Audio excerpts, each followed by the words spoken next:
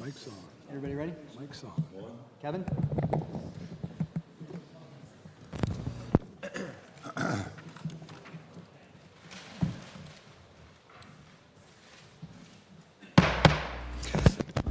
Calling to order the Cape May City Historic Preservation Commission meeting on March the 16th, 2026.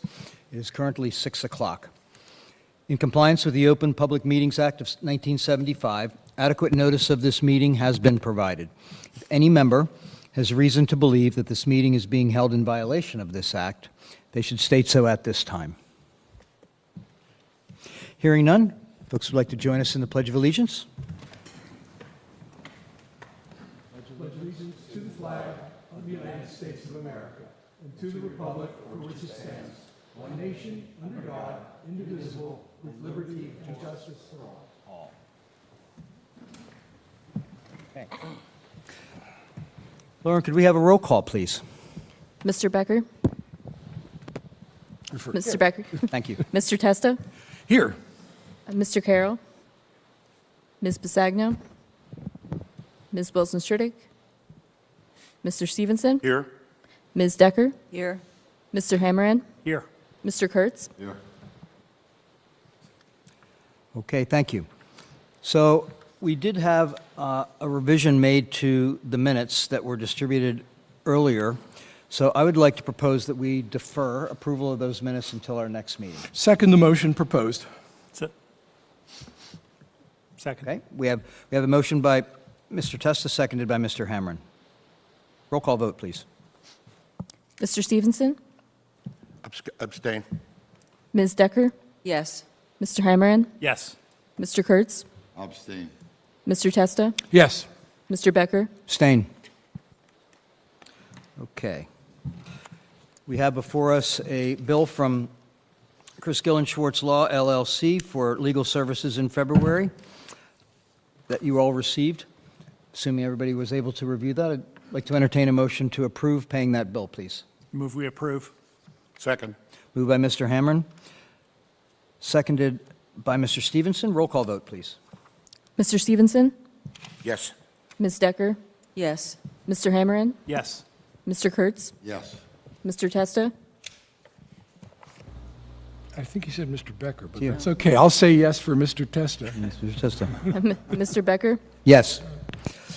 So we have two resolutions for ratification this evening. One is the City of Cape May First Avenue Resolution 2026-07, and the other is Kramer, 1232 Lafayette Street, Resolution 2026-09. Entertain a motion to approve and ratify those resolutions. So moved. Second the motion. Okay. Moved by Ms. Decker, seconded by Mr. Testa. Roll call vote, please. Mr. Stevenson? Abstain. Ms. Decker? Yes. Mr. Hammeran? Yes. Mr. Kurtz? Yes.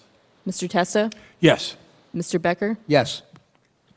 So we also have a list in the agenda of applications approved or denied in review. However, I'd like to make one alteration to that list. That would be Krummenacher at 102 Rosemonds Lane. That one should come before the full commission. So if we are going to review or have a motion to approve these applications that have been approved in review, we will do so excluding that one. So, a motion to approve these. Motion. Motion to approve? Yep. Motion. All right, second. Second. Motion by Mr. Stevenson, seconded by Mr. Hammeran. Roll call vote, please. Mr. Stevenson? Yes. Ms. Decker? Yes. Mr. Hammeran? Yes. Mr. Kurtz? Abstain. Mr. Testa? Yes, for all except Cawley 1517 Beach Avenue, on which I abstain. Mr. Becker? Yes.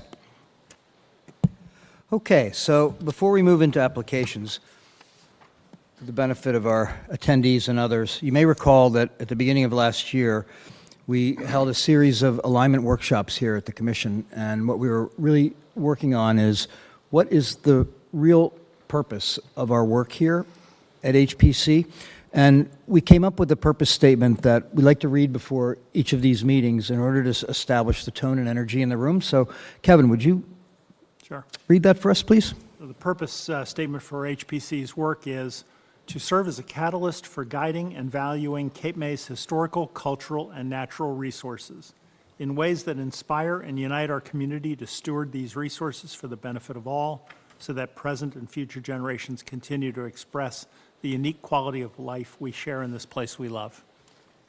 In this place we love. Thank you, Kevin. Okay, moving on to applications this evening. The first agenda item, first project is Newman at 641 Hughes Street. Representatives of the project, please come before us, state your name and your role in the project. Please.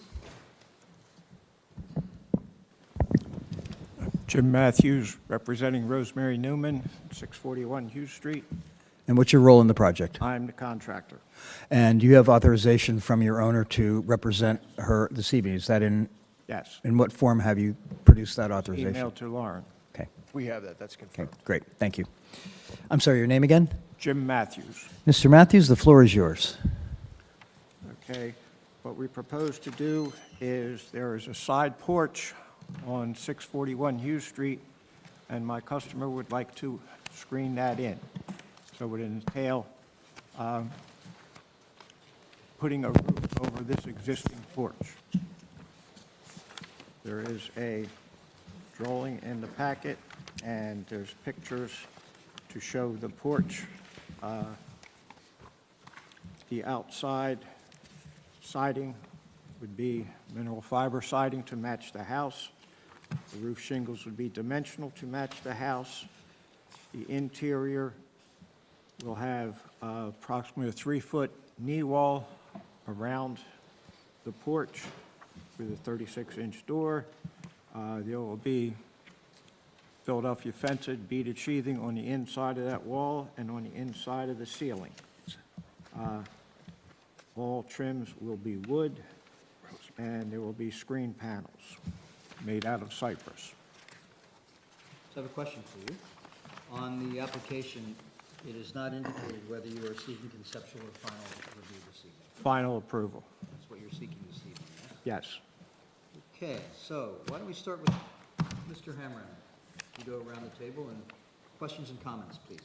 So this is, first of all, an existing porch on the side of the house? Yes. Is it visible from the street? Somewhat, not totally. Okay. But the porch itself already exists? The porch exists. There's a picture. So you're essentially just adding the posts, the screen, and the roof? I'm Everything else changing the existing posts, Right. putting beams around it and a roof on it, tied into the existing roof, Okay. that is her back kitchen and a back bedroom. Okay. When you say the porch is visible from the street, it's visible by virtue of what? You can just see it from there, or is it If you're partially? walking screened by- down Decatur Street towards Ocean on an angle, you can see the On an porch angle. somewhat. Okay. There is an angled bay on that side that sticks out. Got it. Okay. Okay. Mr. Matthews? Yes, sir. Just to confirm, the porch deck that we're talking about, if you're in Hughes Street, looking at the front door, the deck area that we're talking about is towards the rear on the left side of the building. On the right? left side of the building, correct. And then there's a driveway that's immediately adjacent to that. That's not hers. I know it's not hers, but I'm just, There is a driveway adjacent to that for the neighbors to the left. She has a parking lot in back of that building that is hers. So if I could interject here for a moment. Mr. Matthews, I think we're going to be very hard-pressed to be able to grant final approval this evening, essentially due to the submission being incomplete. We could entertain a conceptual approval, but, for example, there's not a site plan. So a site plan is a required document, including a floor plan of what the porch is, elevations of what it looks like from all exposed sides, as opposed to the single drawing that we received, which is simply a hand sketch of a section drawing. So we would need a site plan, a floor plan, elevations, and cut sheets of all materials. Before I think we'd be able to entertain any sort of final approval. In addition to that, what we don't know without that site plan is whether or not, you might know this, whether or not there are any zoning implications. Do you need to go before zoning to get approval? In other words, for example, is that porch within any side or rear yard setback? To the best of my knowledge, no. I have talked to Bruce Britton. Okay. And Lou Vito. To the best of my knowledge, no, it is not. Well, we would be able to see that if we had a site plan. So That's why I think that, I think we still should entertain comments and questions, because there might be a couple of other issues. And there are cut sheets of the materials. Not all of them. So, for example, you talked about the knee wall, and you said it was, I think you said Philadelphia fencing. We would need to see what that knee wall looks like. What are the materials of it, or is it a railing? It's really unclear without elevations, unfortunately, what it is you're actually proposing. You gave us a section drawing, but it doesn't show us what it looks like. See, the way the way our materials sheets work, Jim, is you do the explanation on the material sheet, which you have, and then you cross-reference it to an actual cut sheet for each of those pieces of material. So we can then move from the material sheet to the cut sheet. And I have to say, for me, I had a lot of trouble figuring out where this was going to be located. I hear you say it's the side porch, and I think I understand why no variances may be needed, because they're screening in a porch that already exists. But we don't know what the relationship of that porch is to the setbacks, for example. We need to. You mean as if the porch were non-conforming to Might be, begin with? we don't Yeah. know. Okay, well, I mean, and the difference we do here is when you come for final approval, you have to be sure that you have no other city board zoning or planning required for your application. It sounds like you're headed in that direction, but you want to be sure, because that allows you to request final, and the application has to be checked final for that reason. Against that, the construction office says that this is the first step. And not knowing the knee wall, it's a 36-inch high knee wall, which will be made out of 2x6 with sheathing on the outside and Philadelphia fencing on the inside. Do you want to see pieces of the lumber? We want to see an elevation drawing. Do you know, these are elevation drawings on the wall here. We need to know what it looks like, what you're proposing, because all right now we have is a section drawing, which doesn't tell us what the scale of it is in its height relative to the rest of the massing of the house, or the potential of views from the streetscape, which we'd be able to tell from the site plan. So, Mr. Matthews, just to piggyback off of that, and so that we don't get terms of art confused, we're talking about a site plan, but we're not talking about that in terms of like a planning board site plan with a Craig Hurlis review. What we're talking about, and I'm just trying to simplify this, because we get some of these applications in for a deck or this or that. If there is an existing survey of the property in possession of the owner, and we've accepted hand-drawn markups of here's the dimensions of that, and if since it's already there, there may be an as-built survey from when that was done. I don't know what the year is, but, and then showing the board where that is in relation to Hughes Street, what the potential vantage points may be, and then in addition, the elevation drawing of sketch, showing what the final product's going to look like, because, it's going to be covered, it's going to be screened in. What's that visually going to look like to the board, to give those two, the 2D on the site and then the 3D rendering sketch of what the final product would look like. That helps the board kind of completely review it and make a determination at that point, or make any other recommendations. Yeah, and I just had one other thing. There was just a little bit of confusing as to whether it was a porch or a deck. Well, you can call it either or. It is an open deck side porch. They are virtually the same thing. It's the one you have What to is your- pick in this photograph, right? Yes, Yeah. that's it. Yep. What is your Well, no, definition of generally, a... like when you see a porch, it has columns and it has a roof on it. It's a Okay, little- where a deck then it is an open deck. Yes, it is an open deck. It's Okay. an open deck. Okay. We would like to turn it into a screen Okay. porch. So we're not suggesting that there's potentially any real challenge here, other than we simply don't have enough information to properly assess this and grant you a final approval. There is a And point. there may be some other issues. There is a point in the survey Yep. that I'd like to bring up. And it talks about under eligibility and about improvements that could be made, but it does conclude by saying that every effort should be made to retain the special elements in the house, such as the wood sash windows with curved muntins, the low relief wreaths, and the porch elements. So that is in the survey, and it's a relevant consideration. And I think if you're going to come back and make the case, you're going to have to deal with that language and say something that, that it's it's consistent with the survey. Although I will say that that porch is referring to the front porch, which he's not. Yeah, realizing. but it's still a porch. There is another issue, though, that shows up in the property report while we're talking about this. So this one is a little challenging, because the property report also states that, well, your materials list is talking about putting siding on here that is mineral fiber to match the house. Well, apparently, the house has asbestos siding on it. Well, you can't buy asbestos siding today. Oh, I don't think we're asking you to do that. It's called mineral fiber. I understand. It May I is the continue? same thing. Yeah, so let me continue, please. Okay. So that would not have been the original siding on the house, unfortunately. It's simply, given the timeframe of this house. And our standards state that, well, let me ask you this. Do you have any documentation of what the siding was on that house before it was asbestos siding? I'm about 98% sure it was clapboard underneath of it. I am too. So if that said, I mean, I'm 100% sure it's clapboard because I put the porch roof on the front. Great. Last year. that's what we suspected. So on page 25 of our standards, it says that if the original or historic exterior cladding does not exist, but there is physical or documentary historical evidence, it is encouraged that the new exterior cladding replicate the original cladding in both materials and design. And the reason I'm bringing that up is because the property report, which is quite detailed, talks about on page 2 that this is a good example of late 19th century colonial revival style with Adamesque detailing. The level would rise even higher if the asbestos shingles were removed. So we're not suggesting, I'm not suggesting that you need to remove the existing asbestos siding, but if you're going to put new siding on, what we don't want to see is replicating the the inappropriate asbestos siding, which would not have been part of the original home. Now, Mr. Becker, Assuming that I'm at some point, it would I'm be- sure my customer would go for Okay. clapboard on the exterior of that. That's basically a trade-off. There's not that much of it, and I'm sure she would go for it.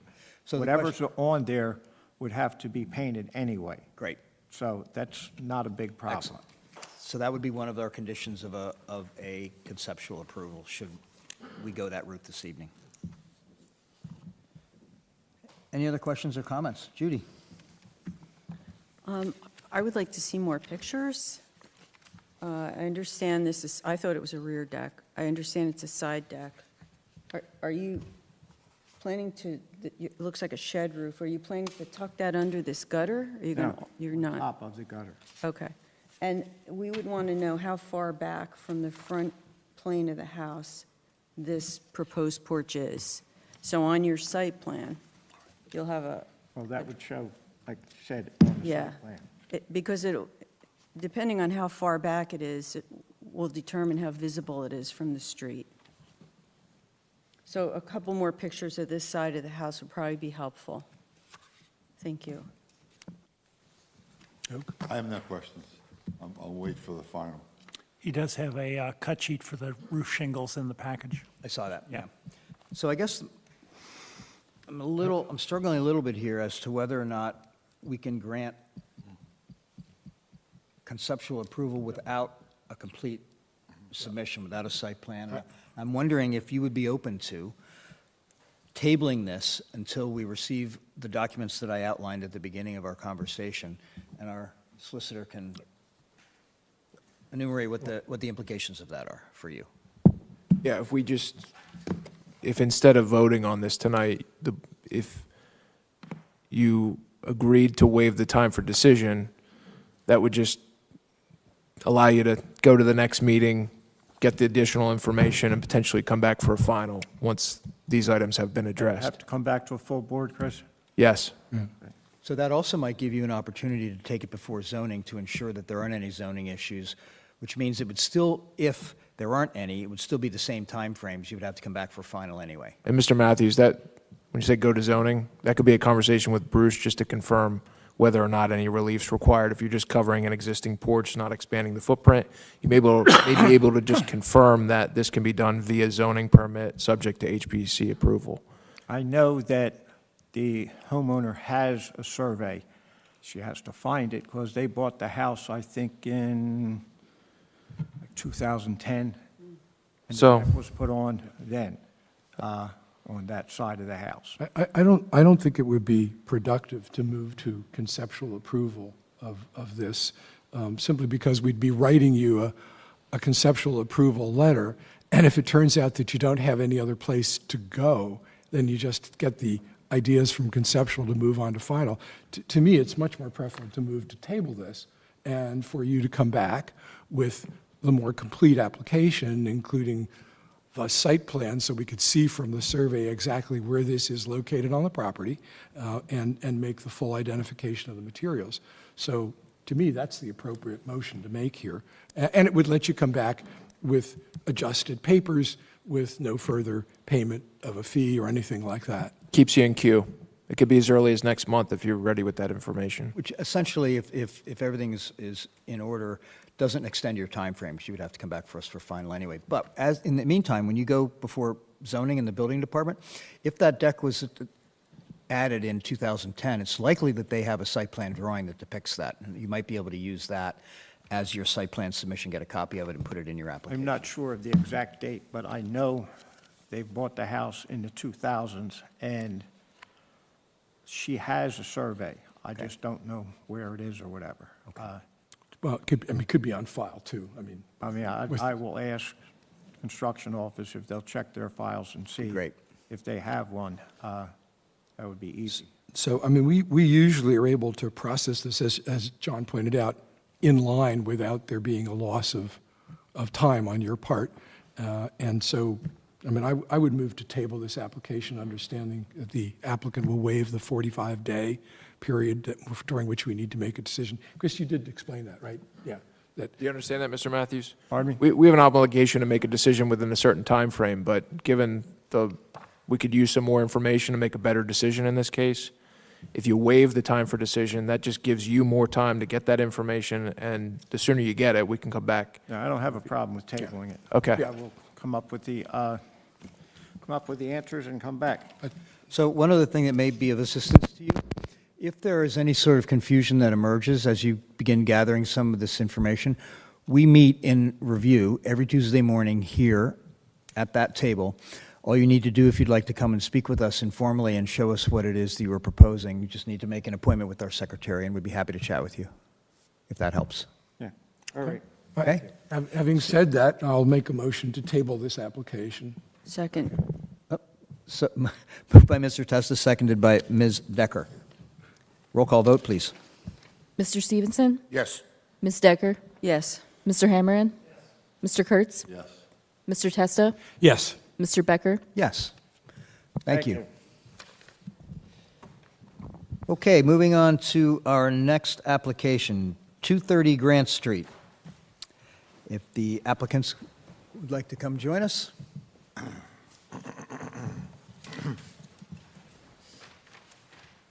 Good evening, folks. If you could please just state your name and your role in the project.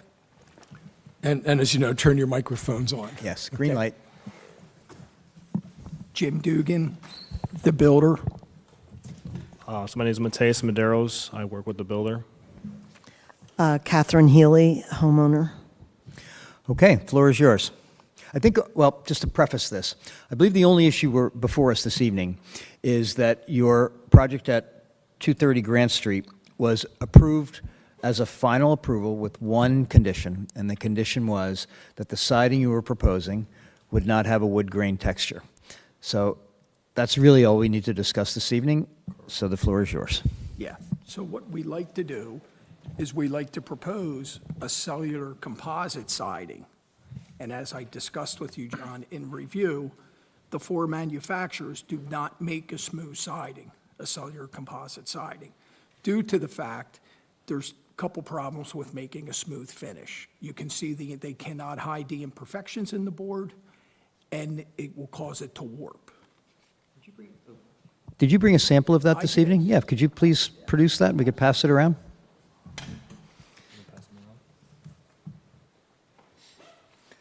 So just so everybody knows, these folks came before us in review. I also went out to the site and took a look at what they were proposing. There was even a piece of it up on the wall that you could see. And Mr. Dugan explained in great detail what some of the implications were of cellular type of siding versus non-cellular siding. And if you could just briefly summarize that for everybody, it's a technical issue that might be helpful to us. Yeah, so with a cellular composite siding, it's, there's a few really good points about it. One is it does not rot, it does not absorb moisture, and it's used and it's recommended for coastal applications. The long-term effect of the siding is it's maintenance-free, unlike your James Hardie and your vinyl products. It does not require caulk joints. When it's installed, everything is pocketed. There's 4 manufacturers. One is Everlast, AZAC, Select, and Wolf. And there's not a single one of those manufacturers, due to the technical issues you described, that does not have that wood grain finish. Yeah, none of them have a Smooth none of them finish. have a smooth finish. Correct. They all have a wood grain. If you look at the Everlast product, that's the least wood grain. Yeah, I actually find it quite subtle.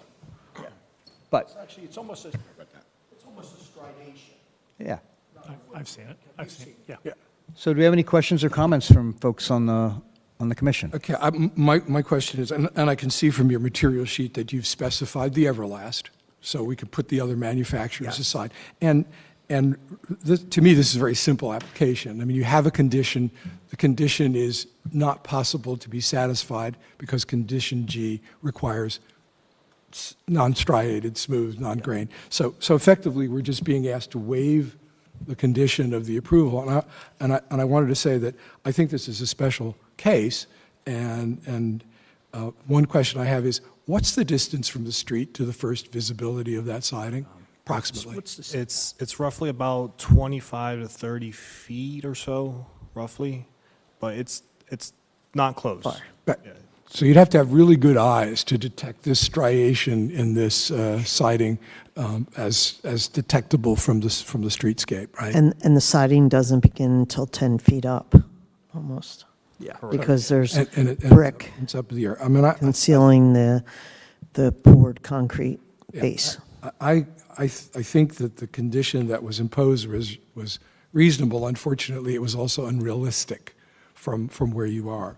It has also held the job up 4 months. Yeah. Well, I So- think that there have been some significant technical improvements in composite siding Yes. that you are bringing forth to us and actually helping us by educating us about that particular technical, I would say, constraint, really. So I have to say, I'm in favor of waiving the condition G to the final resolution. So would you like to make a motion? I would make a motion that the application be approved as submitted with using the Everlast advanced composite siding, and that anything to the contrary in the first resolution with condition G be waived or amended to permit the use of the Everlast as presented. John, can I make a quick comment? I think just for the record, the applicant came to our Tuesday session and, pointed out the fact that there was no manufacturer that produced a product that would comply with the commission's original recommendations and conditions. And, I think we had a bit of a discussion at the Tuesday meeting. We don't think it's appropriate for the Tuesday group to change or alter on its own merits, on its own decisions, a decision made by the full commission, and that's why this came back here. So, in trying to keep good faith with, the charge you gave us and our work as a small group, we did not feel we could issue any approval or anything like that at the Tuesday meeting, and made the recommendation to come back here. Yes, this was a resolution made by the full council, the full commission. Thereby, the only way we could overturn that resolution is in a full commission meeting. Understood. So do I have a second to Mr. Testa's? Okay, I just want to make one more comment, too. Yep. Just that, this whole, smooth versus wood grain has been something we've been banding about for a long time. And, we realize now, particularly when a workable option comes in, we may have to apply a little more flexibility in these cases.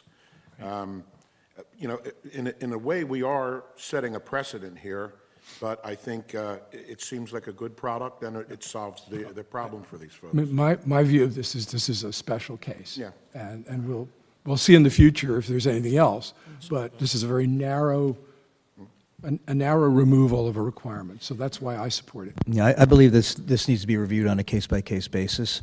But Mr. Stevenson's point is a good one, and that is technology is evolving, and as products become, I think, better in terms of their capability for preserving the home, That we actually had the conversation about that too, because, had the house been one where just standard wood cedar siding would have been appropriate, that would have been the choice, and we wouldn't have chosen to go down the path of looking at something with the striations in it. So in this case, that doesn't really, doesn't really apply.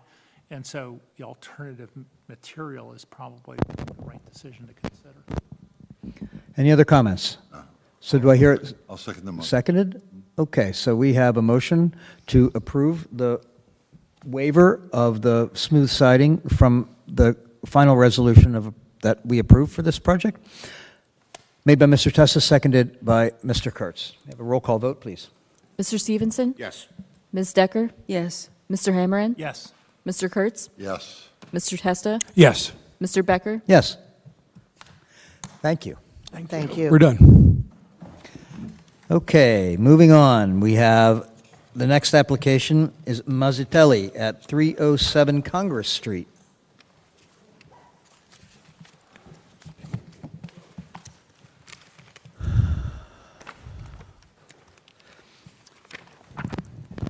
Good evening, folks. If you could please state your name and your role in the project. Sure. Susan Mazzatelli, owner of 307 Congress. Matthew Mazzatelli, owner, 307 Congress. Paul Farnan, Fulcrum Design Group, architect on the project.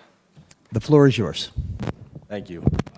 So we're returning for a final approval. We received conceptual approval for this project in June of 2025, this past summer. There were a few conditions of the approval and also a few recommendations that weren't explicitly conditions of that conceptual approval that we incorporated into the design and are seeking final approval for.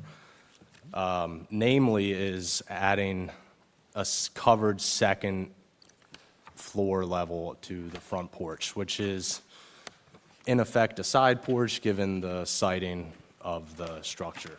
So the property is 307 Congress Street. That's block 1031, lot 55 and 56. It's a peculiar lot. It's in a way a reverse flag lot. So the bulk of the property is up towards the street with a section that extends towards the rear. So what you see in the front of the application booklet is how the property exists now. What's on the HPC, the Historic Building Survey is a dated photo. What we would like, or I would call attention really to the 7 conditions of the conceptual approval. The first one was to eliminate black balusters. I want to address head-on that there's a discrepancy. In our renderings, we show that there's white balusters. The material checklist was not updated to reflect that, but the intention is to provide white balusters. Okay, that's good, because the materials cut sheet that you have attached also still Correct. shows the black balusters. Okay, Correct. so one, check that one off. Yeah, so I wanted to address that up front and make sure we're Thank not you. trying to gloss over that. The second was parking. We had to affirm that the required parking could be sited such that it complies with the standards beyond the front elevation of the house, which it does. That's included on the proposed site plan on sheet 26 and 27, page 26 and 27. It's an 11 by 17. Another condition was specifically regarding one bedroom in particular, but we addressed all of our bedroom window in particular, but we addressed all of our exterior window, all of our windows to be 2/2 or a side-by-side divided light for single pane windows. We were asked also as a condition to include additional shutters, so we included additional shutters on the exterior windows and made sure that those were appropriately sized such that they would close if in a functional scenario. They're not, they're proportional, I guess is the main point. We were asked to also revise the lattice to, instead of being a vertical and horizontal orthogonal lattice, to create a diagonal lattice underneath the porch. That's indicated on our renderings as well and our elevations, if I'm not mistaken. It is, okay. The last item is exterior lighting, and that's something that also we did not include in this submission, but we would be happy to submit a final cut sheet once a final fixture is selected. Our hope is that it doesn't hold up final approval and that we can submit that in a Tuesday review meeting, or if necessary, bring that back for this kind of a conversation. But So do you have zoning approval for this project? yes, we received zoning approval Great. in January, sorry, the end of January. Great. So going through the list of conditions upon which, they're interesting because conceptual reviews aren't really conditional. These are, in a resolution, it's conditional because the resolution is not effective until the conditions are met. These are suggested conditions for when you come back for final. So there were two that you didn't mention that are in my notes. Okay, I want to be, just full disclosure, the 7 that I referenced were specifically noted on the resolution. On the resolution. On the conceptual approval. Correct. Conceptual correct. approval. I have a copy of that here, and I don't see them, so interesting. All right. Anyway, there were two that aren't here. One is addressed quite clearly in your document. The other, unfortunately, is not. The one is the comparative existing versus proposed site plan. You did a very nice job in giving us both of those, which you used actually to depict compliant parking, to address the parking issue that we talked about. However, the big one that's missing is the proposed versus existing elevations. We don't have any existing elevations, which in this case starts to get really important because between conceptual and final, you've added a significant second floor porch to the northwest elevation. So I just want to put that out for folks to understand that we may not be able to approve this tonight because we can't look at what exists and what you're proposing side by side to see whether or not the increased scale of what you're putting on that elevation is appropriate or not. So I'm just going to state that and now ask for folks to make comments. I also saw the same thing, partly because it is such a fundamental change to the building as it is. If you were just trying to create some fairly minor differences between the existing structure and what's proposed, that'd be one thing. But in this case, I mean, this is really a pretty. Kevin, could you turn your microphone, please? My apologies. Speak directly into it.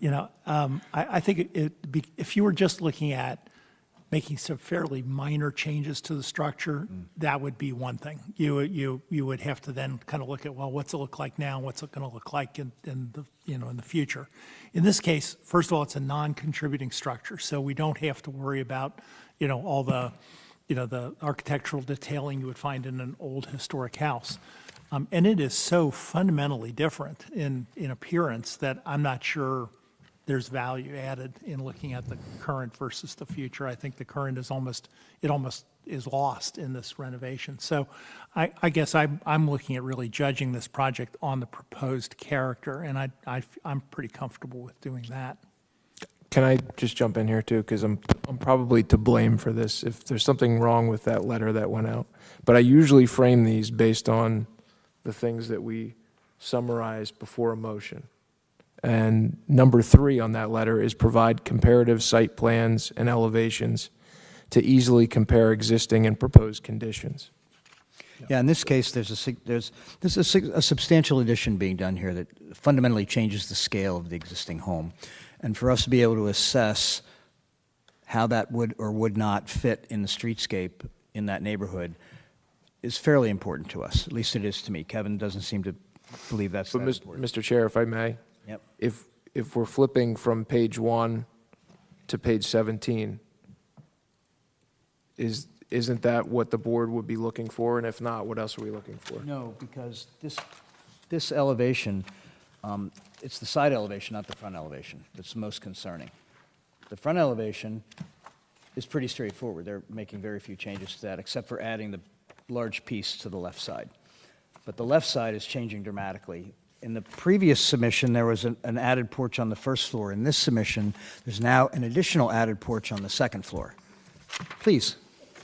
With all due respect, when we came for the conceptual meeting, we had one porch, and it was suggested by this commission, you didn't like the roof, the pitch of the roof, to add a second porch. So we were doing what you had suggested. Fair enough. And I just don't think that it's a huge departure, because right now, we have 2 decks on our house, just. And I appreciate Mr. Gillenshort's comments about the letter of the resolution. In hindsight, I think I'll take responsibility for probably misreading it as side-by-side site plans. Maybe I glossed over the elevation component of it. I do agree with Mr. Hammerman, given, in effect, while this is an addition and this is being lifted, and in effect, this is a new house, right, altogether. So comparing what is there, non-contributing, to what would be, I tend to agree with Mr. Hammerman, but I completely understand your point. When I look at the site photos of the surrounding context and the streetscape, I think there's value there in assessing the scale of adjacent properties and how this one would compare, and is pretty homogeneous to that kind of new development on Congress Street. So, Okay, thank you. I walk past this house all the time. It's kind of in my neighborhood, so it's kind of etched in my brain, the dimensions of the place and the massing of it. And in its current state, I find it kind of awkward to the streetscape, and I feel that this design really reflects something that I love about Charleston. And I feel that this design could fit right in the streetscape of Charleston, which is a city that does it right. So, I mean, I think it's a nice design. Do I go next? You do. Yeah, speaking of side porches, and Charleston's well known for that, I think that having given this conceptual approval and the recitation of what you've done is really materially compliant with our conceptual approval conditions. And I tend to agree with Kevin that the changes here are so significant, and I might add, so much of an improvement to the existing building. And the views you've given of the neighborhood convinces me that even if you had put in a comparison of the prior, the before, as opposed to the after, which is very handsome, it would not influence my judgment negatively. I think you've materially satisfied the conceptual approval requirements, and we may or may not want to add as a formal condition the submission of complete drawings to complete this. But I'm in favor of approving this as it's submitted for final approval. Just note, we do have a complete set of drawings of what's being proposed. That's not my question. I mean the elevation, the before. No, well, we have proposed elevations, and that's all we really need to, if. But you're talking about the comparison, John, right? That's what I was, because that was a condition of the Right. conceptual approval. I know. Judy, you are. Okay. I just think you've done a great job with the house as it exists. I think you did the best you could. I like the plan a lot. This picture of the existing, that's the way the house looks on that side. So this deck comes all the way up to the front plane of the house, whereas your new is recessed back.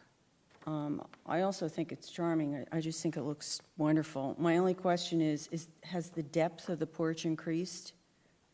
No. No, so it's the same depth. Correct. Yeah, I just think you've done a lovely job. I like it a you. lot. I want to thank you for not having black windows in a White House. Just my own opinion, but I think Or it's, black railings. Yeah, no. Yeah, our black railings. I think it's a lovely presentation. We So still I'm love in the- favor of it. We still talk about the lattice, because we try to follow, we're like, we're going to copy what everybody has on our street, so that we'll get your approval, and then it turns out to be, what is it? Diagonal. We're like, okay, that's fine, we'll do whatever you say. I think I agree with Kevin, Jake, and Jim. When you compare page 13 to 17, it's day and night. It's an asset to the neighborhood, I think. It's, like Jake said, takes you right into another era of time. Beautiful job. Kevin? Microphone, please. So on page 17 of the proposal you gave us, the house to the left of yours, I think, is the same as the one on page 15 at the bottom. Is that correct?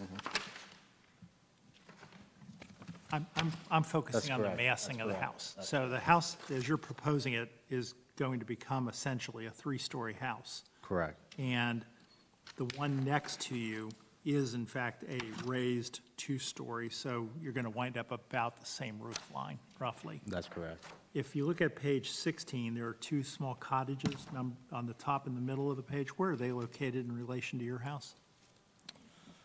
Across the street. Yes, directly across the street. Across the street, okay. All right, I'm good. I wanted to make sure that the houses on either side of you going at least a couple down are roughly of the same scale as yours. So my fellow commissioners and you, Mrs. Mazzatelli, have convinced me that what you are presenting is adequate for us to move forward. So I would like to entertain a motion for final approval of this project. Well, I'll be glad to make that motion. I think this is an enormous improvement and a great credit to the neighborhood and the city. So I will move that we grant final approval to this application as submitted. With one condition, and that is the removal of the black balusters. Okay. Noted. Yeah, Do I hear a second? I'll second. So moved by Mr. Testa, seconded by Ms. Decker. Roll call vote, please. Mr. Stevenson? Yes. Ms. Decker? Yes. Mr. Hammerand? I have one last question. Are we concerned that there are no cut sheets in this? There are There- cut sheets. There are some, well, they're in the drawings, I guess, is the descriptions. Wondering if there was any need to have actual cut sheets of some of the material. I didn't see any that were missing, but have you identified any specifically that are missing? No, not particularly. I saw the descriptors, that are on the drawings themselves, but I didn't actually see real cut sheets, of like, showing the actual material or whatever. I just wanted to make sure if we do want to do that, then that can come They back. should be in the last, Yeah, they're in the last few pages. pages, last few pages. I guess. Do I have that? Missing sheets? I have elevations oh, there you go. Sorry, I did miss it. I mean, having made the motion I'm to good. approve this as submitted, I'm still a little puzzled about what we're going to do about the lighting. Yeah, that was my question. I missed Wasn't that part of the approval? Well, they said they wanted to decide and sort of come back or do something else. Are you proposing that you would choose lighting and then submit it to, like, the review committee? Is that what you were proposing? I think in this scenario, that would be our I think you ideal. said that. Yeah. And lighting is the type of thing that if the board wanted to grant that as a condition, that any exterior lighting would be routed to the review committee. I mean, you could certainly. So if that's what you want to do, then I will revise the motion to grant final approval, but with the condition that the review committee receive your choice of lighting, and that it be subject to the review committee's review and approval. Okay, so we have a revised motion on the table for final approval of this project as submitted with two conditions. One is no black balusters, and second, lighting to be submitted to the review committee for approval. Absolutely. Is that Does accurate? it work for you guys? Do you accept that as a second, Ms. Decker? Yes. Okay, so moved and seconded. Roll call vote, please. Mr. Stevenson? Yes. Ms. Decker? Yes. Mr. Hammerand? Yes. Mr. Kurtz? Yes. Mr. Testa? Yes. Mr. Becker? Yes. Excellent. Thank you very much for a really well-done job. Thank you. No, Appreciate it. That's one of our objects. us too, by the way, so like we're all happy. Thank you. Thank you very much. Thanks, everyone. Okay, next on our agenda is Pasagno, 518 Bank Street. Mr. Chairman, I'm going to step down for this application. Good. We're good. Could you please state your name and your role on the project, please? My name is Marcelo Mogavero. I'm a contract purchaser of 518 Bank Street. Okay, and do you have the owner's approval I to do. speak an on their email behalf? I do, an email form to Lauren. And Lauren, have we received that email? Yes, we did. Okay. Please proceed. Thank you. So I'm here for conceptual, preliminary, whatever you want to call it. We had approval to, I want to tear down the building, and I want to develop, I'm going to buy 2, and somebody else is going to buy 4. There's 3 lots. I'm going to buy 1, somebody else is going to buy 2. I'm going to develop mine. I'm hoping to move into one and probably sell the one next to me, or keep it as a lot, I'm not sure. But we're going to need a use variance from a C5 to an R3, which will then kick it into HPC.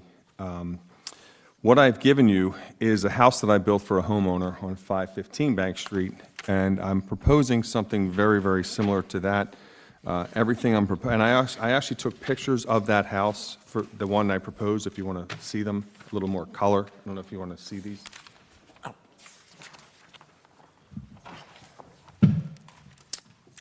So it's not exact what I'm looking to do, because I'd like to do maybe more than one, but I obviously will come back for final if I get my use variance to get full board approval for final. I want to comply with everything. I'm not going to ask for anything. I'm going to ask for your preliminary approval and then final approval if I get my use variance. So everything I'm going to ask for you when I do come back is going to be compliant. So I just, a couple questions.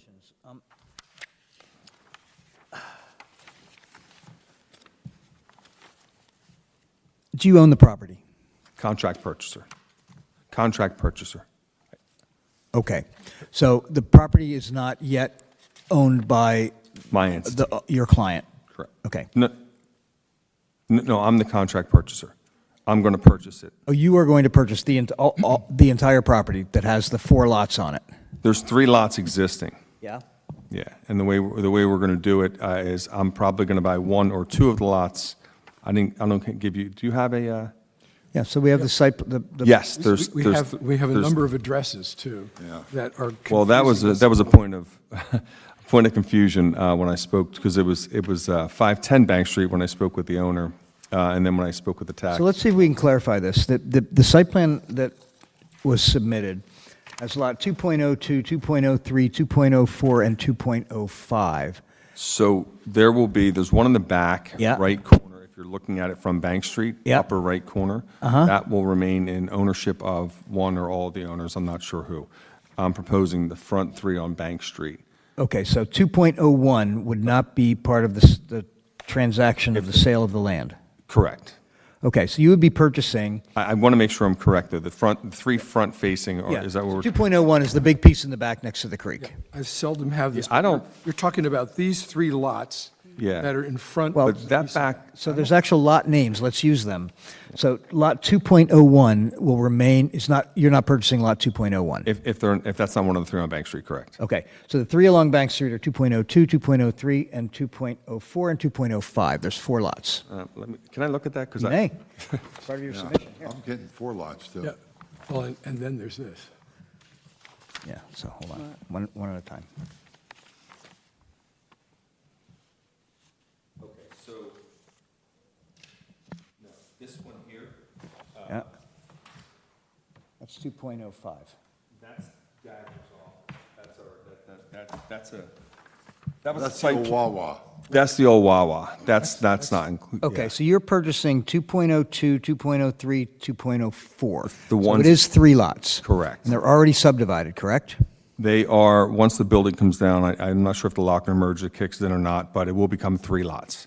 Okay, so here's our challenge this evening. I'm not sure there's much we can do, mainly because this is a zoning issue, because you're actually changing the use, so that's number Correct. 1. But that was one of the reasons that when I spoke to them, they said, well, my lawyer said, why don't you get preliminary approval or conceptual approval of what you're looking to do? But there's not anything that you're proposing that we can look at. There aren't any drawings with site plans and elevations and floor plans. Unfortunately, putting, fortunately, putting a home like the one across the street which you built, which is wonderful, Yeah. is likely quite appropriate, but the issue is we don't have anything that we can look at to grant a conceptual approval of anything of substance. Well, that's exactly what I brought to our conceptual approval meeting, and that's what you told me to apply for. Well, the first thing you're going to have to apply for is a demolition permit. Yeah. So the very first application to HPC would be to demolish that existing building.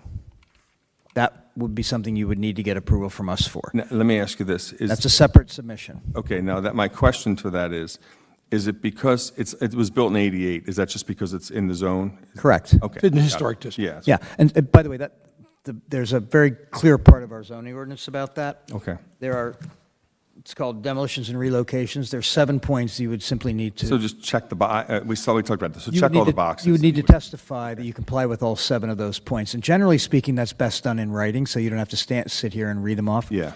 So although what we talked about in the review meeting was, yeah, this looks fine for you to put 3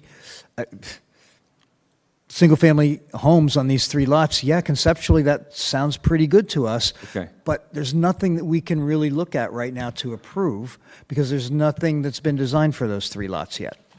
Well, the house so you need specific to that, each individual lot? Yes. For conceptual? Yes. When you come Yeah. for conceptual approval, it is the result of you planning and saying you're going to commit to build that. Showing us a picture of something else you did doesn't Well, really cut it. And I understand, but the reason when I came to the conceptual meeting on a Tuesday, and I said, this is the exact same size lot that I'm proposing across the street. It's almost identical in house and layout. It may have minor differences, but not many in size. So now you've helped me out. I'm being a little slow. What I'm seeing here that's circled with the radius of approval is the house across the street. Correct. That you're saying on these 3 lots, or one of those 3 lots, you are looking to build. And he gave us documentation of that home. Yeah. That's the one across the street. Yeah. Judy? I'd just like to point out to you that you're going to have to put in 3 applications, one for each house. Yes, yeah. And does the existing building sit on? It straddles, I'm not sure exactly where it lands, but it does straddle at least, yeah, it And this is does. the parking area and the? No, that's back by Swain's. Yeah, the parking area is on Bank Street right Yeah. now for that building, right where these lots are, Judy. Right here. Because I went to look at this. Parking for the building right now. So conceptually, So as here- opposed to final, I can't have a conceptual approval or any kind of conceptual approval without exactly what I'm doing on, the final can't be contingent upon that? If I'm doing essentially that with minor tweaks that will necessarily have to be approved by you? So let me explain. When we chatted on that Tuesday morning, Yeah. you had said, this is what I'm proposing. I'd like to put 3 single-family homes that look like this one across the street. Correct. We said, yeah, that sounds good. And when we talked about coming before us to get conceptual approval, perhaps we were not clear enough in what we were saying. You actually have to have a design for each of the 3 lots, and each of those lots, as Judy said, needs to be a separate application. Yeah, because it's and I tied to a understand lot. that, and of course, and that's part of the reasons I'm going to follow pretty much every rule you set forth. I was just unclear when we met, because that's exactly what I brought into the meeting, and I was told that that's what I could use. I thought I could use that as conceptual. In other words, conceptual is No. not final, it's just a concept of, it'll meet all the requirements. It's not just a concept. Yeah, I guess what I would say is, I thought, maybe I'm mistaken in our Tuesday meeting as well, Yeah. but I thought you were asking us actually for what I'll call conceptual approval of the use of the lot. And that Right. made sense to me. I mean, that I could So get. that's an informal discussion. It's not a formal proposal for a conceptual review before this commission. So So a conceptual review has to be a specific review. Yeah. need to propose- That's about, yeah, if you were coming in and saying, this house that I'm presenting to you is what I intend to build there, that would be, we could then go ahead and say, okay, that looks appropriate to the character of the street, it looks appropriate to the size of the lot. Yes, we can give you conceptual approval. Can I ask you this then? So just one I really- quick Yeah, clarification of what But- Kevin said. But what I really thought we were at that point, because I understood that to be a sort of a, maybe it'll look something like this. Right. Is at best, we could say, for your purposes, going to zoning or somebody else's, it seems appropriate to us to divide the property into 3 properties and put a house on each one. That's okay. I mean, I think we could say that, but Well, the don't intent- think we could say, this is the kind of house we want on it, or, this is exactly what you're going to build, or. Okay, so what I was told, that. and when I spoke with my attorney, and part of the reason I'm here now, after getting, and there was some confusion in the meeting, obviously, that we had, Yeah. because I think we all agree on what I'd like to do is a good idea. Yeah, I don't think we're trying to discourage you at all here. No, I understand that, but this is just for informational purposes. It came out beautiful, yeah. Are you planning to do 3 identical houses? Well, what I'm going to do is I'm going to buy 1 or 2 of those lots, and I'm probably going to, because they're oversized for an R3, I'm going to subdivide them and build. They're 100 by 125. I'm going to build 2, maybe 4 of those, but something just like that. And which leads into my question: if I come in with and this is where I got confused, I believe. How many minor things would I have to change on there I could have to add or subtract anything, which would all depend on final, correct? So I think that's where I was getting in. I thought the minor tweaks would have made the difference. I think I can clarify this for you. Yeah, Each of those 4 lots, however many there are, Yeah. let's say 3, because that's what's in this current Correct. application. Yeah. Each of those 3 lots needs to have a separate application. understood. Because they're distinct Yep, lots. I understand that. And what the conceptual application would include is documentation of what you are proposing to build on that lot, specific to that lot, even though Understood. they might be identical. It's tied to it. Yeah, so what I might suggest is that you pick one and bring it before us as conceptual review. Okay. And the reason why we can only grant conceptual approval is because there's a significant zoning issue still at play here, which is fundamental, and that's permitted. So I guess that I mean, there may be, excuse me, there may be no difference between what you submit for conceptual versus final if the only thing that has to happen is the approval of another board. So conceptual is putting aside the demolition permit, Yeah. is a complete application for each of the properties showing what you propose actually to build. Understood. So I guess that leads to another question. Is what I have there, if I were to say that's the house I'm building on one of them, enough? Absolutely, yes. Then that's one of them. But it's not on a specific lot, and there's not an application So you specifically. need a specific to that lot. Yes. So I can't say Yes. I'm building on one of those lots. Correct. Another question, John. On the lots that are 100 by 125, he's Yep. going to make those 2 lots. So Well, we don't know. Well, that's so, what he just said. That. yeah, the process that That's I was subject told. to you. It's subject to approval, yeah. But we don't have Correct. any documentation of that. Correct. There's nothing to I review. understand. So what I'm saying is he's going to have to get, if he gets all 4 approved on the 2 big lots to turn into 4, he's going to need 4 applications. One for each lot. One for And each and lot. I, For each lot. For the new lots, It yeah. has to be the same set of plans, materials, everything. understood. Yeah, But then I wanted to offer one note of caution here, that, we're not really looking for tract housing, like cookie cutter Well, that's something, design, you that's know? something we discussed about, the Yeah, Seven Sisters, so, things along I those mean, lines. unless you're producing something like Gurney Street, you Yeah, know? the Seven Sisters. Yeah. Have things like that. but Yeah, Yeah. each but they house, have to, Which would have slight variations. To be known as the 4 brothers. Yeah. exactly. Which I don't think we would have a problem with. But see, conceptual is not vague. Understood. Conceptual is So specific. I guess here, then, this might, hopefully, is my last question.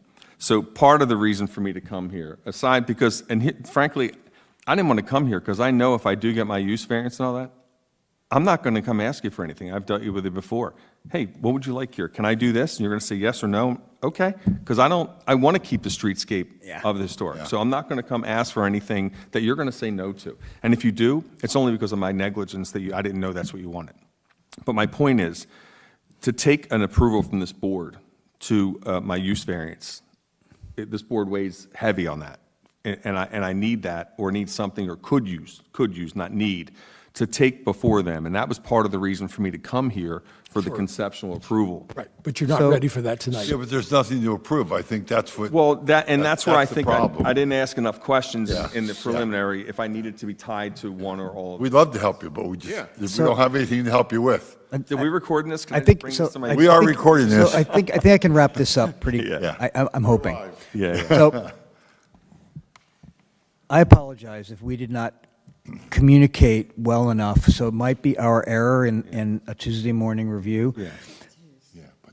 Not being specific enough by saying you actually need to bring a conceptual design specific to each lot Yeah. for us to grant any sort of approval.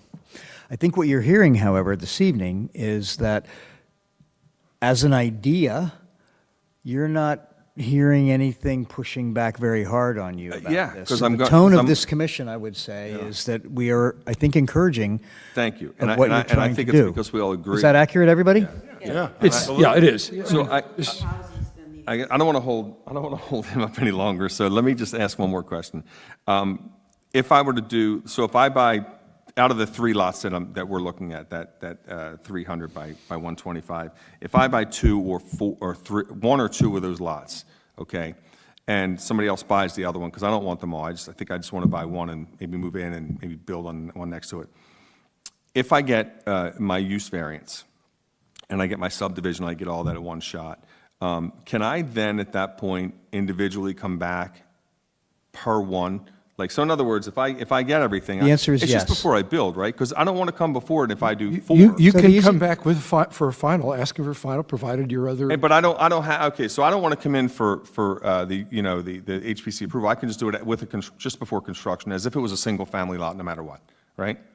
No, you still need to get HPC approval before you'll be able to be issued a building permit. Yeah, correct. I said just before my construction, I would come in for Yes, you could approval. proceed for one lot. Yeah, okay. As opposed to 2 or 3 or 4. I got it. And just to point out that if conceptual approval was something you were looking for in order to bring forward to another board, sometimes that's helpful. Yeah. But you might not need it.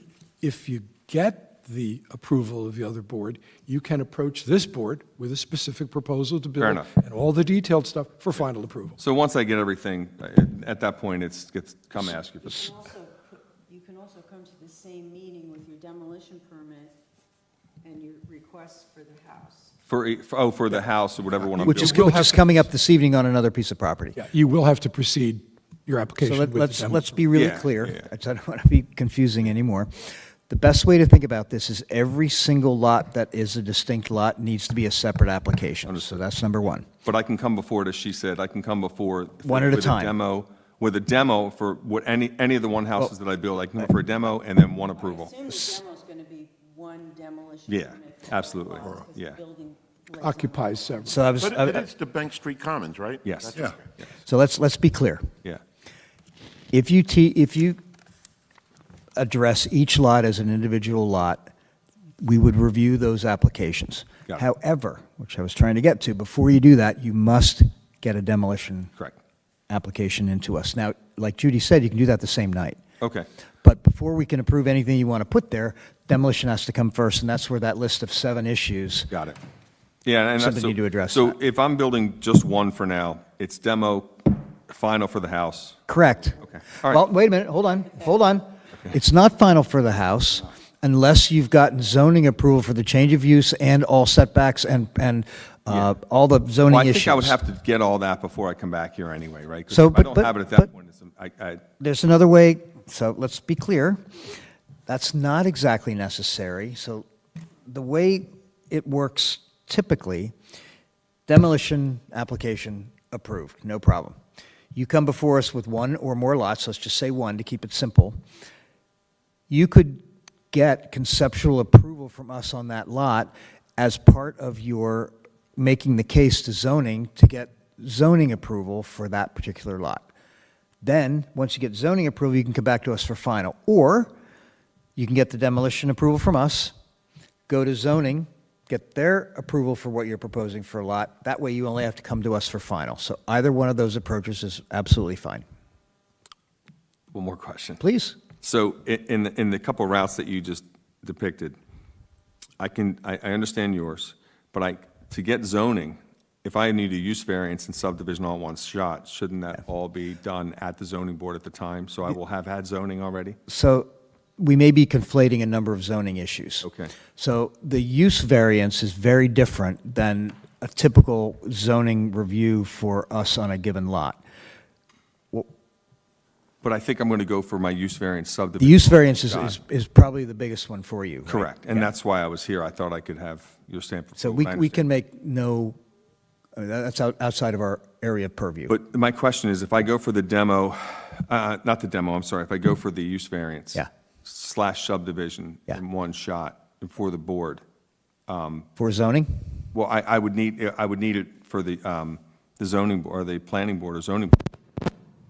So I can't speak for zoning. I don't know what John, they would need to get the change of use Yeah. approved as a Isn't the analogy for this the PNC Bank building? I mean, he went to, it's the analogy of the PNC Bank building. It's the same He went process. to. It's very He went similar. to us first, got a bunch, came in with a bunch. Well, of the difference, designs. though, is that the PNC Bank lot is not subdivided yet. This already is. I understand, Yeah. but what happened there is, he came to us, he threw out some ideas, we kind of gave him some feedback, but we didn't approve anything, nothing came to us for conceptual or final approval. Got it. Then he went to zoning, and he showed his plan to subdivide the property. And the only thing he could say from us is, we had no real objections to the idea of putting either, a set of, conjoined houses, or in his mind, he was going to go to 3 individual pieces of property and 3 individual houses. He said, HPC had no objection to that idea, conceptually to that idea. Can I We say didn't- the same? We didn't give him a conceptual approval, he just effectively reflected Yeah. on what we had told But him. you're comfortable with me saying that? Does anybody object to that? No. No. No. I think that's what you're hearing So from us tonight. Then he's gotten planning approval for the, for the subdivision and for the, the conceptual plan that he's got. Now he's going to have to come back to us to get actual approvals for each individual. Okay. So if I could bring it, Sorry, John, I have one more thing. Please. Regarding the demolition permit, I think you've indicated you may only buy. One or not- two. Yeah, but not, well, then who submits the demolition permit? That was going to be one of my. Yeah, because, I mean. Please, there's please don't different submit a owners there. demolition permit for something you don't own. Yeah. Okay, that's the only thing. Well, mean, it is a I think what one of you had said, and I'm going to parrot what Jake said, is if the building straddles 1 or 2 of those lots, or all 3 for that matter, I guess is that a matter to speak with the Probably construction? more zoning and Okay, planning, I would okay. think, right? On how they want it applied. Yeah, I would just like to know that you have the property rights of the building you're going to destroy.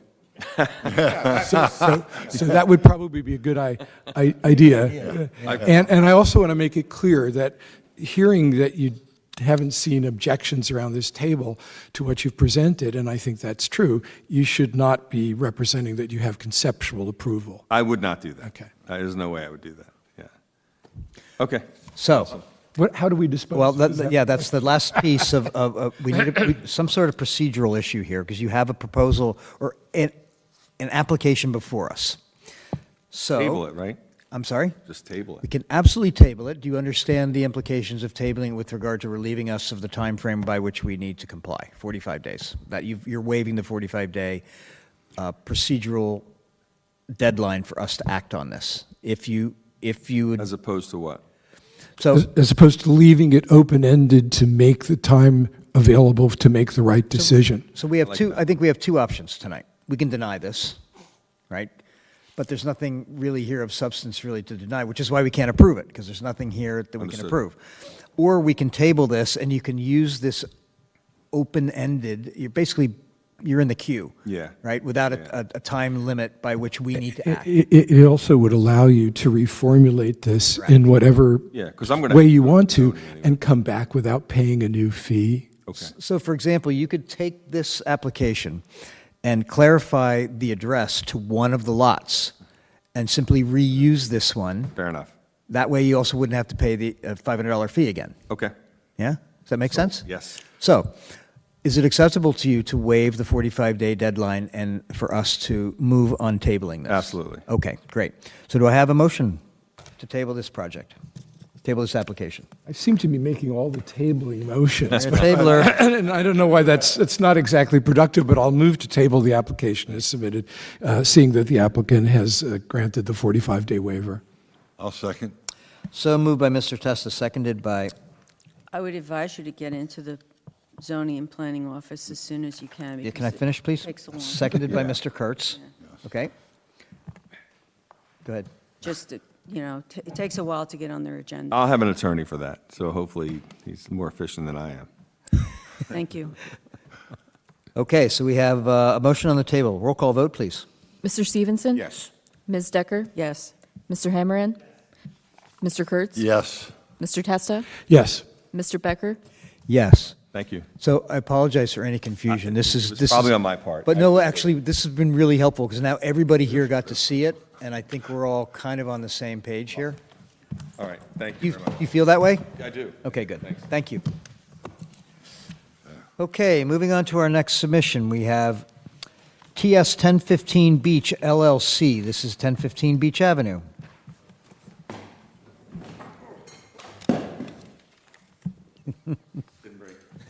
Yeah, it's all right. We'll bill you. It's good night. See ya.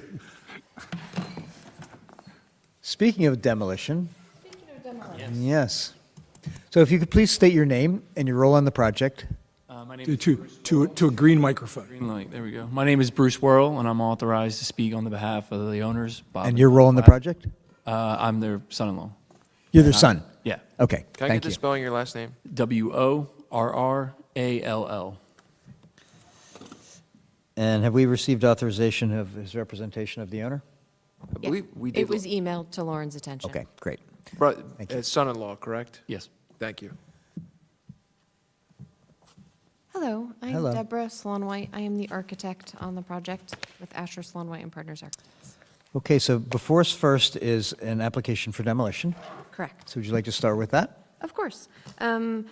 It is a pretty straightforward application for demolition. It is a existing non-contributing sunroom structure, as outlined in the property report in the very first paragraph. A secondary freestanding sunroom building to the west of the historic garage does not contribute to the significance of the property. Photos were included with our application. You can see that this very unique, interesting, small building, I would say is a detriment to your town, and we are excited to tear it down. Not only does it conceal part of an existing historic garage structure, but the detailing of it is questionable at best. It has been maintained, but we're proposing to tear it down. So Deborah, there are 7 specific criteria by which we assess approval of demolition, and they're right here, and we just simply need testimony that Sure. it's compliant, your proposal is compliant with those 7 criteria. Perfect. So, criteria. Historic, architectural, cultural, and aesthetic significance. I believe that this building is not significant in any way. As evidenced by the property report as well. As evidenced by the property report, correct. The current and potential use for those purposes currently permitted by this chapter or those use proposed. It is an existing kind of auxiliary playroom of sorts, so again, it's really not important to the neighborhood in any way. So I would argue that the current and potential use is actually, again, a detriment to your town. The importance to the municipality and the extent to which the historical or architectural value is such that its removal would be detrimental. No, I think we're actually helping you all by taking it down. The extent to which it is of such old, unusual, or uncommon design, craftsmanship, texture, or material that it could not be reproduced or could be reproduced only with great difficulty. It is in fact old. It is in fact unusual, but I do not think that it is of notable aesthetic significance. I would prefer that it in fact not be reproduced in any way, much less with great difficulty. Sorry, Bruce. I agree. The extent to which its retention would increase property values, promote business, create new positions, attract tourists, students, writers, historians, artists, and artisans, et cetera. Again, we believe that tearing this building down is actually going to create a better visual environment for the project as a whole, which we will get to in our second application this evening. The impact of its removal upon the historic district, we believe, is actually a benefit. Again, I could hear the argument that it in fact confuses people as they walk by as to whether or where it came from. The structural soundness and integrity of the building and the economic feasibility of restoring or rehabilitating the structure so as to comply with the requirements of the applicable building codes. The building has been maintained. I will not deny that. However, we do not feel that it is necessary to remain on the site. If there were to be any significant restoration of it, it would need to be lifted to conform with current flood codes because it is in fact not a contributing building, so we do not believe that you want us to keep this. So you only need me to address the first 7? You're not relocating it, so it's only the No. first 7. Only the first 7. Okay, It is in thank fact you. being torn down. Any questions or comments about this application for demolition? I'll make a motion to approve demolition. I'll second that motion. So moved by Ms. Decker, seconded by Mr. Testa. Roll call vote, please. Mr. Stevenson? Yes. Ms. Decker? Yes. Mr. Hammerand? Mr. Kurtz? Yes. Mr. Testa? Yes. Mr. Becker? Yes. Okay, so we can move on to the next application, which is for renovation in addition to 1015 Beach Avenue. Correct. Same applicants. We are here. We tabled this discussion last month. One of the board members, I believe it might have been Mr. Testa, suggested that we in fact relocate the existing historic garage. It was actually Mr. Carroll, but that's okay. Sorry, Mr. Carroll is not. Not with us here tonight. So, at his recommendation, we went back to our design team, including the landscape architects, and wholeheartedly agree that it in fact does make our application a better solution for this neighborhood. We do still need zoning approval because there is an existing non-conforming use on the property. That is why our application is still marked conceptual. We have retained an attorney that will take us before the zoning board. In order to touch this property in any way, we need to go to the zoning board. There are no zoning challenges regarding the location of the new location of the proposed historic garage or the pool. Again, the only zoning relief we are seeking is because there is an existing non-conforming use on the property, and therefore I can't touch it without that variance. We submitted a new application for this evening. We bubbled all of the changes from the last application, so hopefully they were clear and easy for the board to follow. Starting on the first page, of course, we just highlighted the pages that we actually touched. Most significantly is the site plan, which is sheet A 1.0. We are in fact requesting to relocate the historic garage closer to Stockton Avenue. The conversation last time centered around the pool location, the pool that we had. Our initial review of this project was to add a pool adjacent to that garage, next to that garage. The client really would prefer the scenario that we're bringing before you, in that we're relocating that historic garage, putting the pool more central on the lot, and then still proposing the addition to the existing historic home. So again, sheet A 1.0 shows that existing historic relocated garage, a pool which can be done by right according to zoning, and then the addition to the primary structure. The photo pages did not change. We did add a sheet A 3.0A of the existing house floor plans. It was raised at the last meeting that the size of the addition maybe was too large for the size of the house.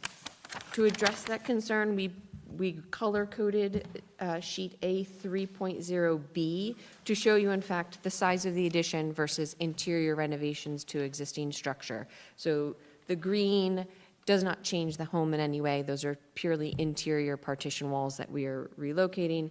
The yellow is, in fact, reflective of the new structure.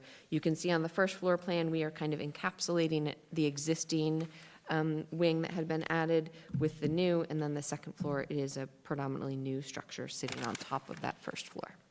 Ms. Solomon? Yes. I just asked, and you I might be backtracking at this point, just informationally. What was the nature of the expansion of the non-conforming use that's triggering you to have to go to zoning? The existing historic garage has an apartment on the second floor, Okay, which is not allowed in Cape May.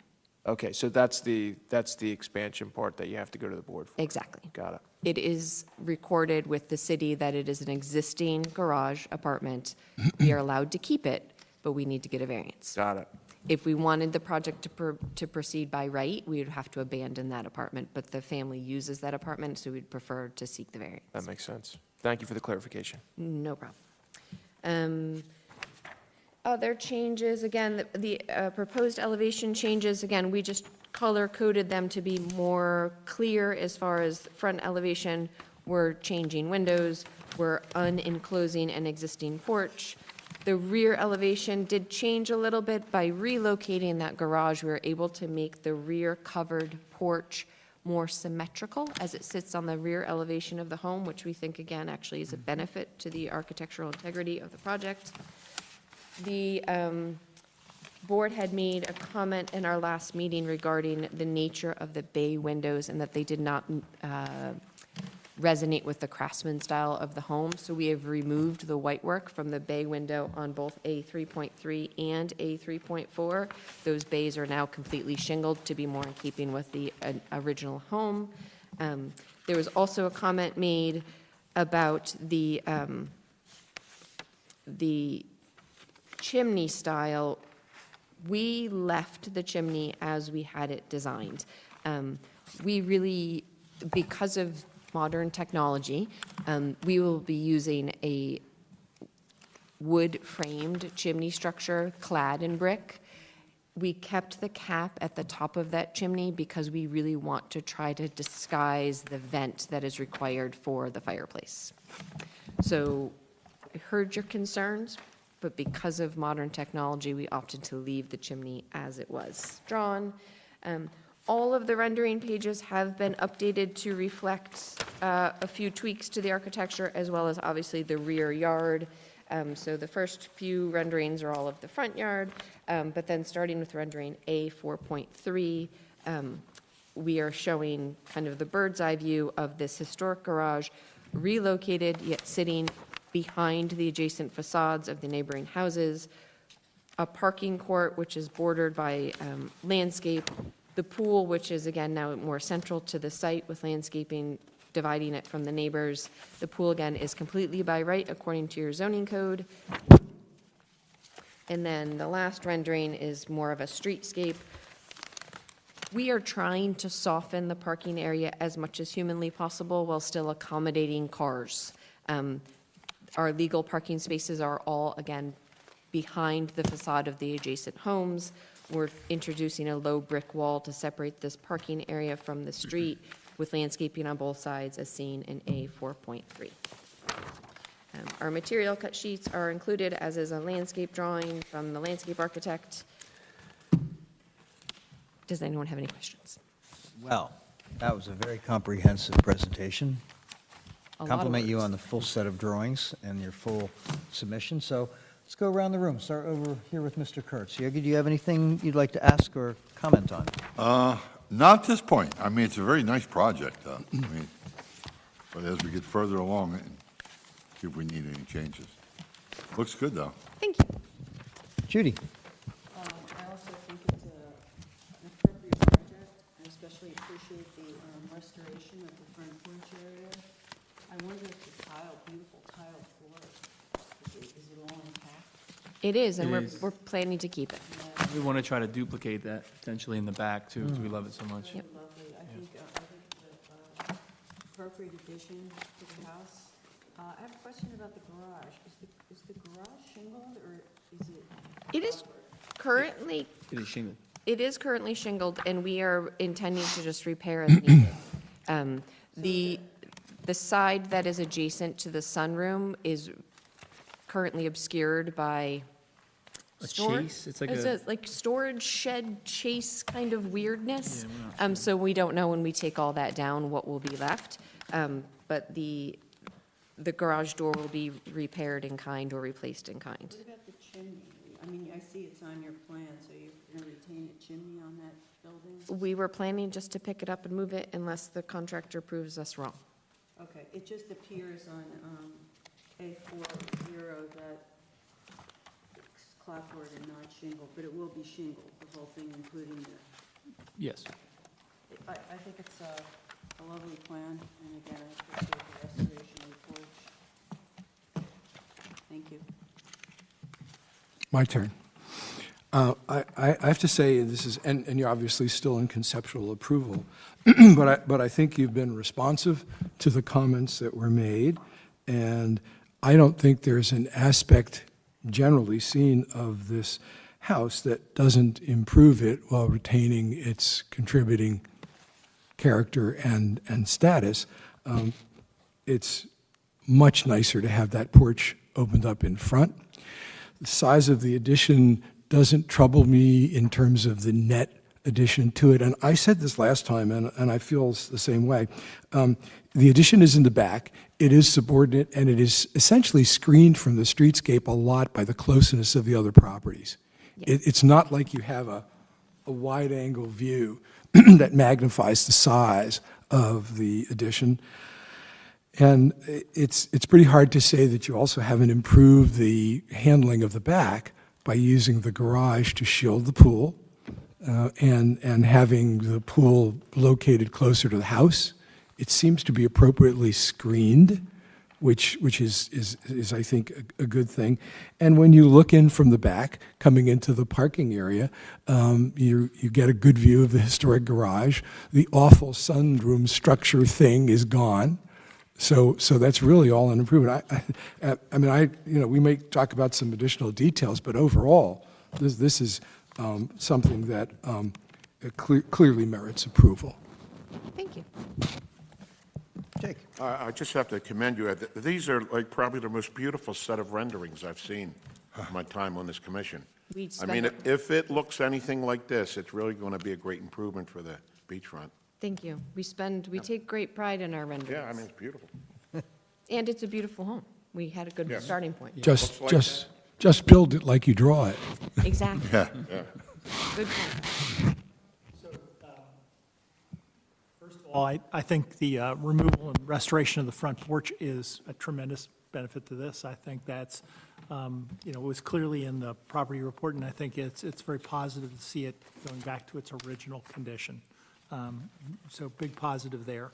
I have to admit, when we were discussing this the last time, I didn't really think, that necessarily we had the authority to insist that the garage be moved.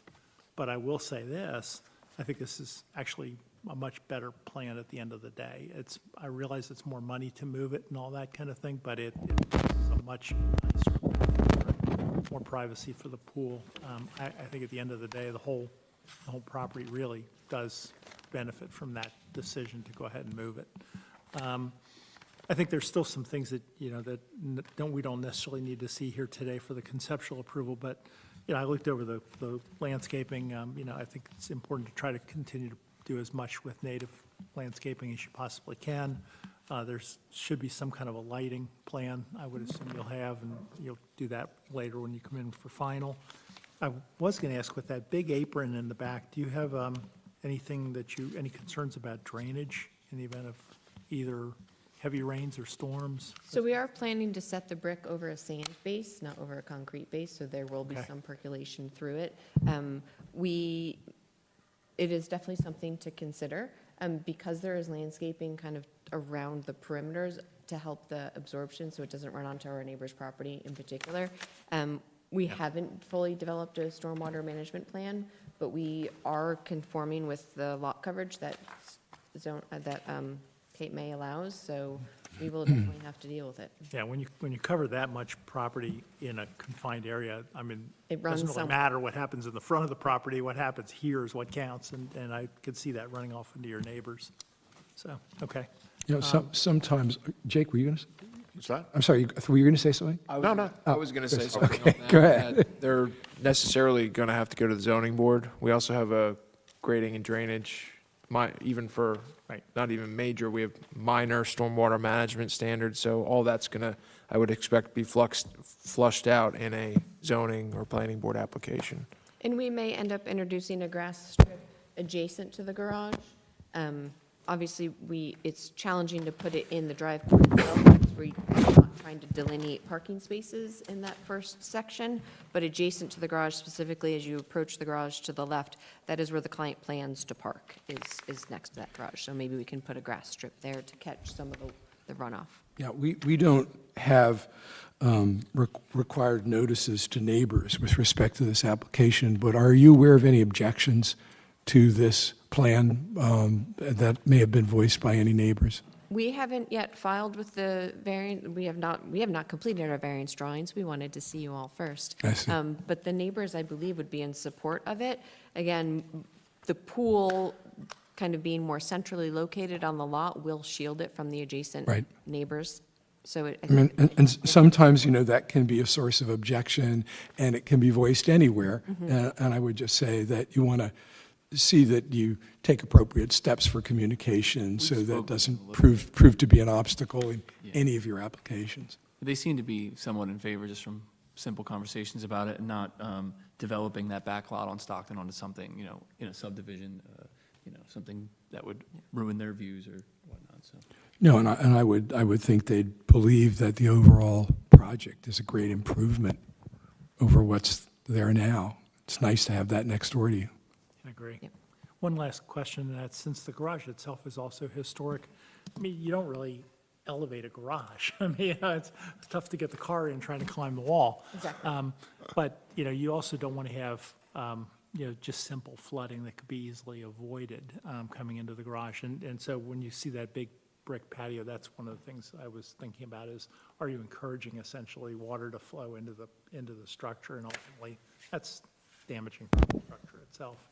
Noted. We will certainly take that under advisement. The existing garage, the siding comes right to the ground, perhaps by putting a brick Yeah, some kind of base spacer. around it Yeah. of some sort to Yeah. protect that wood siding, because that would Yeah, automatically. not the greatest idea to make it wet. Yeah. But to your point, the building is a garage, so my occupiable space is well above flood hazard, so I won't be forced to raise it in any way. Yeah, you don't have a requirement to raise it in any event, but there's ways to at least create a little bit of a height to it with a ramp going into it or something like that. There's other ways to do it, Yes. keeping the flow away from it. So I would simply like to echo what everybody else has said. I would also like to suggest that this is exactly the kind of collaborative partnership that we seek, because your response to everything that we chatted about at our last meeting that you've incorporated has not only improved the project from our perspective, but I heard you say it improved the project from your perspective. Is that accurate? Yes. It a is. Win-win for both parties. So this is exactly the kind of collaboration we're seeking. So thank you. It's an extraordinarily well put together submission. So I have nothing to add other than two very kind of nuanced observations. One is, it appears as if this is a complex addition, but it's not. It's very simple. It's actually one simple rectangle with articulations attached to another simple existing rectangle. It's very skillfully done. And the thing that I like actually most about it is depicted cleverly on A4.0 and A4.2 by removing the enclosure of that southeast porch. There's a whole new layering of transparency around that corner that creates a much more, I would say, appropriate presence on Beach Avenue. So very skillfully done. Thank you very much. Well, and I believe the homeowner is looking forward to having that space unenclosed. And Tell you what, it's that- rather uncomfortable in there in the summer. Yeah, That's where I'd be hanging out, though, is in that corner. absolutely, in the shade there. Yep. Okay, so I'd like to entertain a motion for conceptual approval of this project as presented. Motion. So moved by Mr. Stevenson, seconded by Mr. Hammerin. Roll call vote, please. Mr. Stevenson? Yes. Ms. Decker? Yes. Mr. Hammerin? Mr. Kurtz? Yes. Mr. Testa? Yes. Mr. Mr. Becker? Yes. Thank you. Thank you. Thank you. Congratulations. It's going to be Great quite a job. wonderful project. Yep. Can I ask one thing from the design professional standpoint, just as feedback, because this is an open conversation? Yeah. Your process of applying for demolition is really confusing. This is the first project our office has ever had to handle demolition in Cape May, because obviously we prefer not to demo. But it would be really helpful from our side of the table if perhaps there was a different form that actually had the word demolition somewhere on it. And if these criteria, I have these because I have your design standards, Yeah. but I didn't realize, like, your comment earlier this evening about a written document included in our application, so we don't have to give the time for the testimony during the meeting. It would just be really helpful. Your process has become so refined over the past couple of years as far as the checklist and everything. It's so easy to use. And then when I got to demolition, Lauren and I That's had a a couple really, conversations. that's a very helpful suggestion if we had a separate demolition appendix to our application for demolition projects. You have a page for roofing and siding, like you have covered so many other topics Yeah. that I do feel like the demolition is a little bit confusing for great those of idea. us who've never done it. I mean, we always look at modifications for our forms and instructions and things like that. The criteria, though, are part of the ordinance. And, Yes. and so what you need to do to establish the right to a demolition permit is to prove that, and you can do it by means of live testimony, as you did tonight, responding to each of those points, or you could make it a written submission as part of the application, which is the same thing because you're signing and essentially affirming that those are the facts. But it might be interesting to make it part, sort of a sheet you could grab to address each of those particular. The criteria. And they are available online through your link on the HPC's website. It's just when I go into the application process, when I click on the submit to an application for the HPC, demolition is not mentioned anywhere in there. There's no, on your, this top page, the application page, Oh, as an option for an application. the I word got it. Yep. demolition is not one of these check boxes. You have to write it And in. probably should be because we usually require a separate demolition application. It'd be nice if it actually said demolition on it. Yes. That would be helpful. That would yeah. be helpful. And then, again, you have a page that says, if it's just a roofing or siding application, just to fill out those. See roofing page. Exactly. I mean, technically, it should say demolition and relocation, because that's what that section deals with, although we don't see many relocations at this point, but there is provisions in the code for that in the same thing. I see what you're saying, though. Cape May has had a lot of historic buildings moved from time to time. Oh, yeah, but not recently is what I'm saying.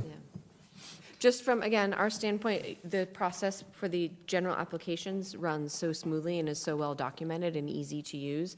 It was the demolition that and I've done it now, so I'll know how to do it next time. But for a Sometimes we first-time get user- tripped up by our own paper. And I think you're so familiar with it that it doesn't occur to you that those of us who are seeing it for the first time, I was like, I don't know how to apply for a demo permit. Well, thank you for that suggestion. Thank you for your time. Yep. Thank you. Oh, you can keep that if you like. I'll keep it, put it in the file for next time. Okay. Okay, moving on. Next on our agenda is Severance, 722 Corgi Street, a contributing property. And I would like to state right up front here that this one has come before us twice on our Tuesday weekly reviews, and there's a little bit of complication to it, but I think that that's all been entirely resolved, and I would turn it over to our representative. If you could please state your name and what your role in the project is, please. Of course. Thank you, Mr. Chairman. Good evening, everyone. Andrew Catanese on behalf of the applicants, Kevin and Dana Severance. They are unfortunately out of town with a long-planned vacation. An email was sent to the HPC secretary confirming I would be representing them here. But for reasons that'll be apparent, they did not want to further delay this application and delay the restoration of the property that they hope to have done really before the summer kicks off, while we're still in the spring season. I say restoration because this is an application to undo work that was completed by a prior owner without city approvals. Specifically, the city's records indicate that the prior owner removed paver walkways and landscaping in order to enlarge, that is specifically to widen the existing driveway that was a gravel driveway, prior to the Severance's purchase of the property in 2024. Since that time, they've been in communication with Mr. Britton. I'm advised they've consulted with Chairman Becker and, as you indicated, have been before review committee. And the result is the plans that you have before you this evening. That calls for restoration of the paver walkways and the landscaping beds. That means replacing not only, of course, the pavers that were removed, but because you can't match what was taken out and is now gone, they'll be replacing all of the pavers with the Main Street, Rumble Main Street brick, which I understand is the same thing right on the mall. I'm sure you see it all the time. So really, all of those pavers will get replaced with that brick, along with a few ancillary items such as replacing some additional existing concrete walkways with brick. While they're there, they'll improve those aesthetics, install a gas lamp, extend the front fence to reduce that driveway opening, along with, again, the narrowing of the driveway as they restore it, and a couple other of minor improvements, such as gutters, landscaping, lighting, and the like. So that's the presentation. I'm happy to take any comments that you have. And I just have one initial question. Tell me which box I should check. Is it conceptual or final? I assume it's final that you're This is seeking. final. Yeah, okay. Thank you. Thank you, Mr. Catanese. Are there any questions or comments? Yes, oh, sorry, you want to go, Kevin? Kevin? One is, I think just for the benefit of the group, when this presentation was made to us on Tuesdays, one of the things that I think, was quick to point out was, if you look at the front of the house, we have a walkway that comes up to it, there's steps, and then there's the front door. Well, they don't line up. They're supposed to, but some of the work that was previous, that was done on the house, took the steps out of alignment. And so I think I'd be here, I'm putting words in your mouth, we clarify this, is that the steps get moved back into a straight line with the walkway to the door. Is that correct? that is not proposed in this application. The walkway will align to the door. But if you look at, I think it's the first photograph, Yeah. Yeah. The door's off to the side. you'll see, yeah, what you'll, the idea is to align and keep keep that walkway aligned with the door, so that someday in the future, they hope to be in a position to come back and look to perhaps realign those stairs and fix what's a little out of balance. The stairs are actually out of position. They are, well, Well, yes and no. Depends on what you're Right? thinking Because of they're as the center. equally spaced columns, so that's Right. why the stairs are where they are, right? Right. Yep. Mhm. Better to move the door. Actually, I can answer that question, I think. I think I can too, but I think Judy? the house, It was originally just that. yeah, the house was a three-bay Yeah, side entry. That's all it was. Yep. And a Okay. two-bay addition is on the right, so that was a side entry door. Yep. And that's why those three column spacings on the right are identical. Yep. All the clues are there. Pretty much so.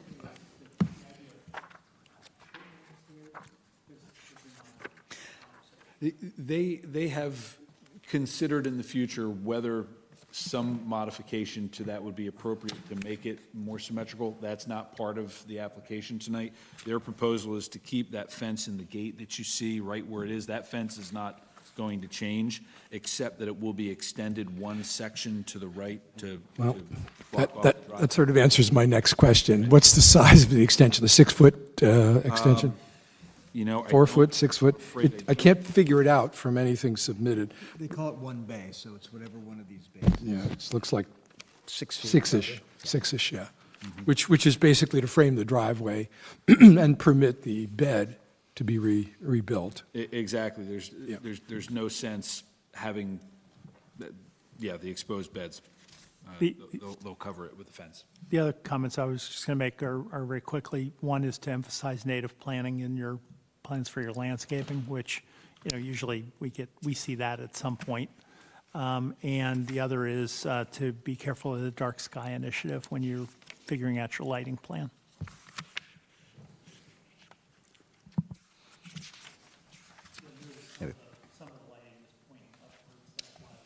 Kevin really likes that gas lamp, right? So you really like that gas lamp there, right? Yeah. I would just like to, commend you on getting rid of all that concrete and putting red brick in there, and it's really a nice product you're putting down there. Also in line with Kevin was saying, in our standards on page 45 on section 3, it indicates regarding yards that a series of small fixtures lining the walkway, driveway, or planting edge is not appropriate. So, I think you'd have to get creative with that. I know in practice, we've always frowned on uplighting, but I know in the past we have approved some low level, and again, with the Dark Skies Initiative, which the city's on board with by ordinance. I guess other than that, I think it's a good plan. Yeah. Thank you. Yeah. Do I get One other thing. Yeah. Excuse me, one other thing, John, was that, the planning that you're doing, I think it's great you're putting the beds in the front of the house. And I know that Kevin's mentioned about, native planting, but I think the location of the house and the style of the house, maybe like if you could use plantings to kind of fit that, but are like semi-Victorian formal gardening, it would look better than just the xenoscapes where it's just yuccas and things like that. So it's something to keep in mind. Yep, we'll pass that on. So I guess your clients aren't proposing right now to replace the deadly concrete walk in front of the house. No, not to my knowledge. All right, so stops at the fence. I think the material sheet here is specific enough. The fence is a type we've approved before as an extension. The rest is creative enough. The lighting seems to be specified, at least for both the path lights and the pole. And my only concern is this guy. Yeah. So, I'd be prepared to give this final approval, but I may want to make a condition about the approval of the lighting. Perhaps that could be reviewed in committee, just to make sure they're just Totally. not too bright. Totally. Yeah, I don't think that's. And not pointed up at the birds. Yeah, I think we can get you some of the detail. I realize this application does not have wattage, and you need that information. Yeah, and lumen, and not only lumens, but heat, Kelvin. I know this corrects a long-standing violation, a parking violation, so thank you for that. I wonder if this looks like a lovely Victorian post is not enough lighting for the walkway. Is it going to be installed inside the fence or outside the fence?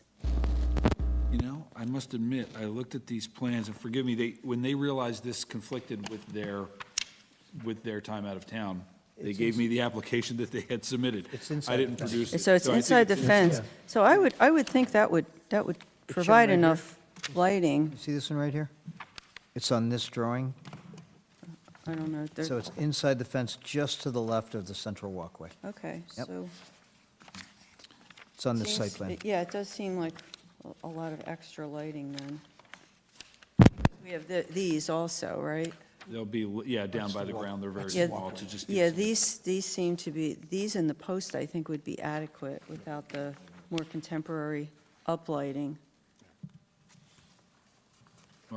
I think what we'd like to do is just show you the wattage on those. I assume they're going to accent some landscaping with Right, those, okay. just gently. But let's get you the details so you know that they're not going to act as spotlights. Illuminate the whole right? facade. Okay, thank you. I'm good. It's been kind of an eyesore for a while, that part. You mentioned the sidewalks. The sidewalks are horrible there, but. Well, I said deadly, because if Yeah, someone okay, hits them, deadly. they're going to, but since Andrew is also a lawyer, he can protect his clients against the tort We suit. walk on the street that on comes. 4G. There's barely any cars. It's awful. It's awful. Yeah, but it's a nice cleanup on the house.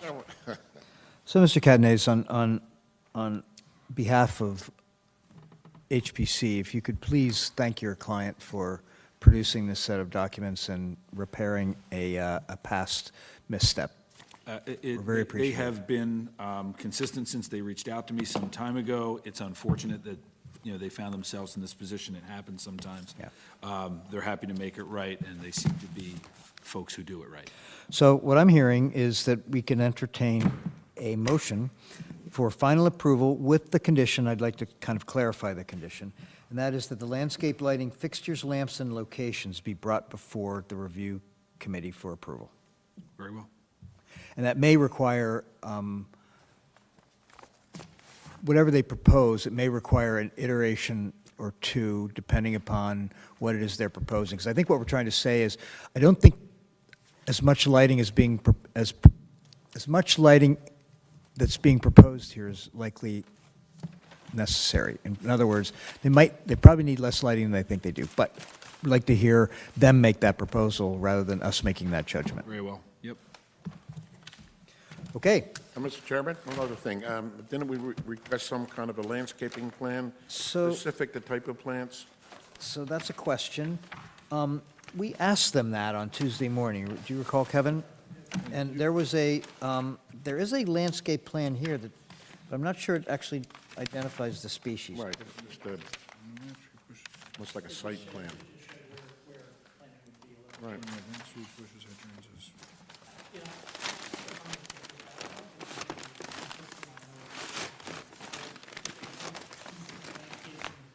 Here, you know, it's more, can you give us an idea of the kinds of plantings you're going to put in these beds? You know, So, Mr. you know, what's going in them? I now recall, Mr. Severance specifically said that the landscaping that they'd like to put in those planting beds would not be tall trees because they don't want to obscure The house. the view of and from the house. However, he was suggesting that there was a Japanese, small Japanese maple that he wanted to put in one. I think what we proposed, or open for discussion, was using more native planting. So the question I have for you, Jake, is would you like this resolution to be conditioned upon presenting a landscape plan? It's strictly a suggestion that, you know, although they are using native plantings, something that would fit in with the era of that house and not be completely out of whack with it. You know, sometimes native plantings wouldn't have been used during that period, but there may have been some that would have. Well, also another important consideration is that the house is surrounded on one side by that bamboo field. Yeah. And I'm sure the owner doesn't want to obscure the house anymore, so it would be low level, you know, lower. And again, I'm not asking Lower. for your provision, Yeah. it's strictly a suggestion on my part.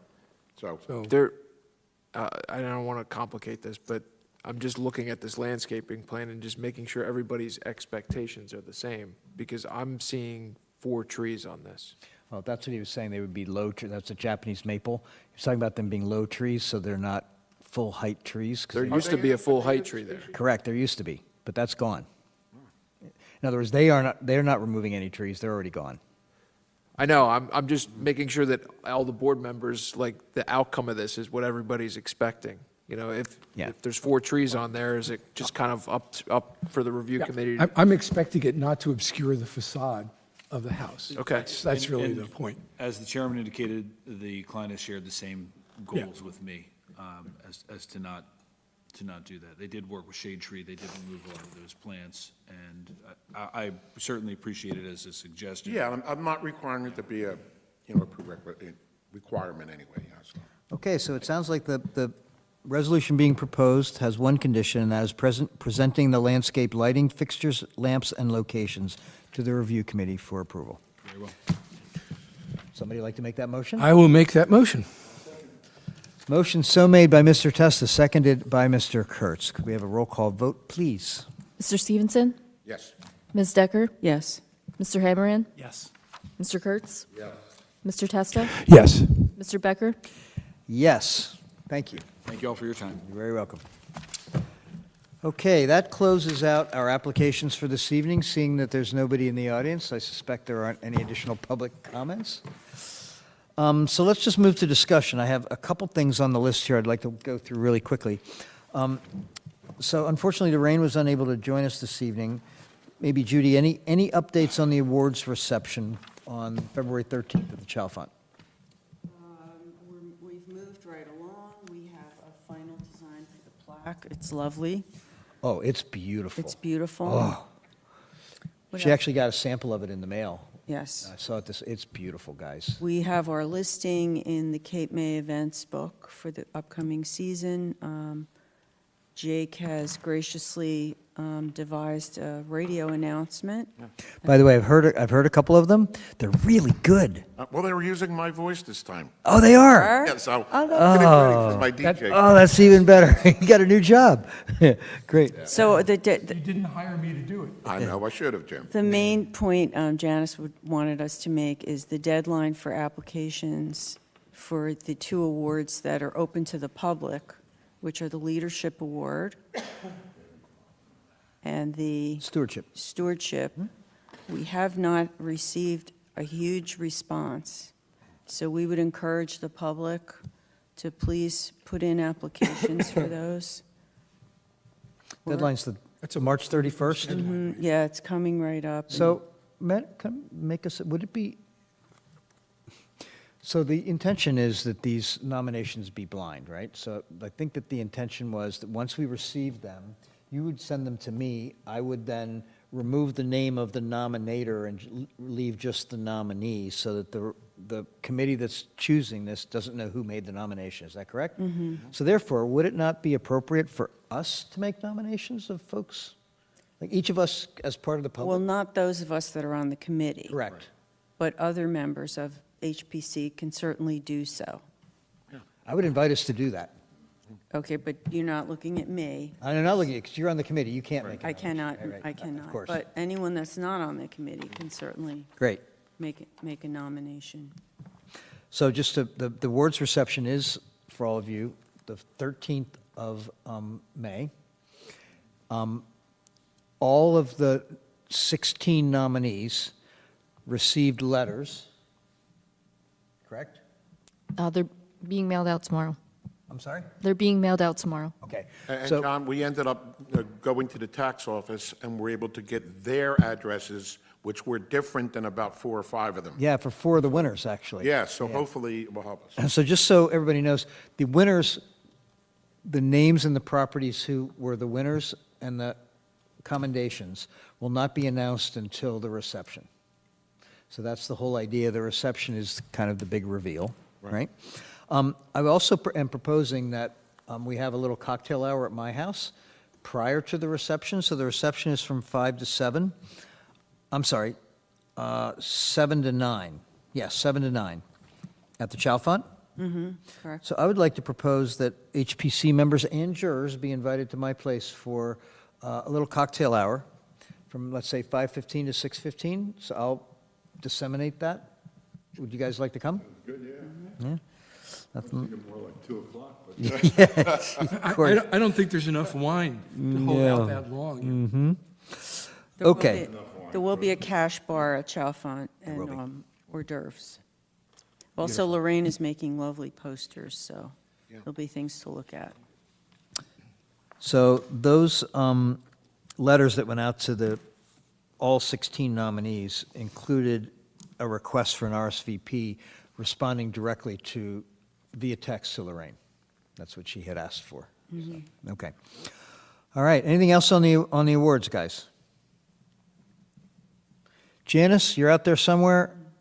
Thank you, and thank all of you on the committee. It was a huge effort, continues to be a huge effort, and it's fabulous.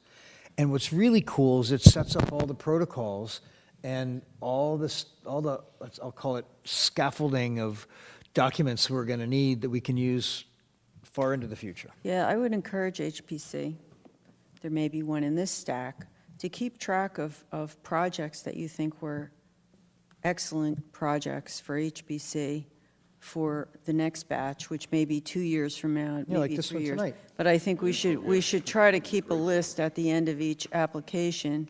I mean, I certainly think there was an excellent project. We have yet to see how it looks in the real world, but it's a good idea to keep track of those that we can. Judy. I love it when someone has a really great idea. And you know who usually gets to implement things when it's a really great idea? I know. Would you be willing to just keep like a little file? Yeah, I can keep track of Yeah, that would be great. So, if anyone really wants to highlight one for potential award next time, That's just great. let me know. Thank you. Okay.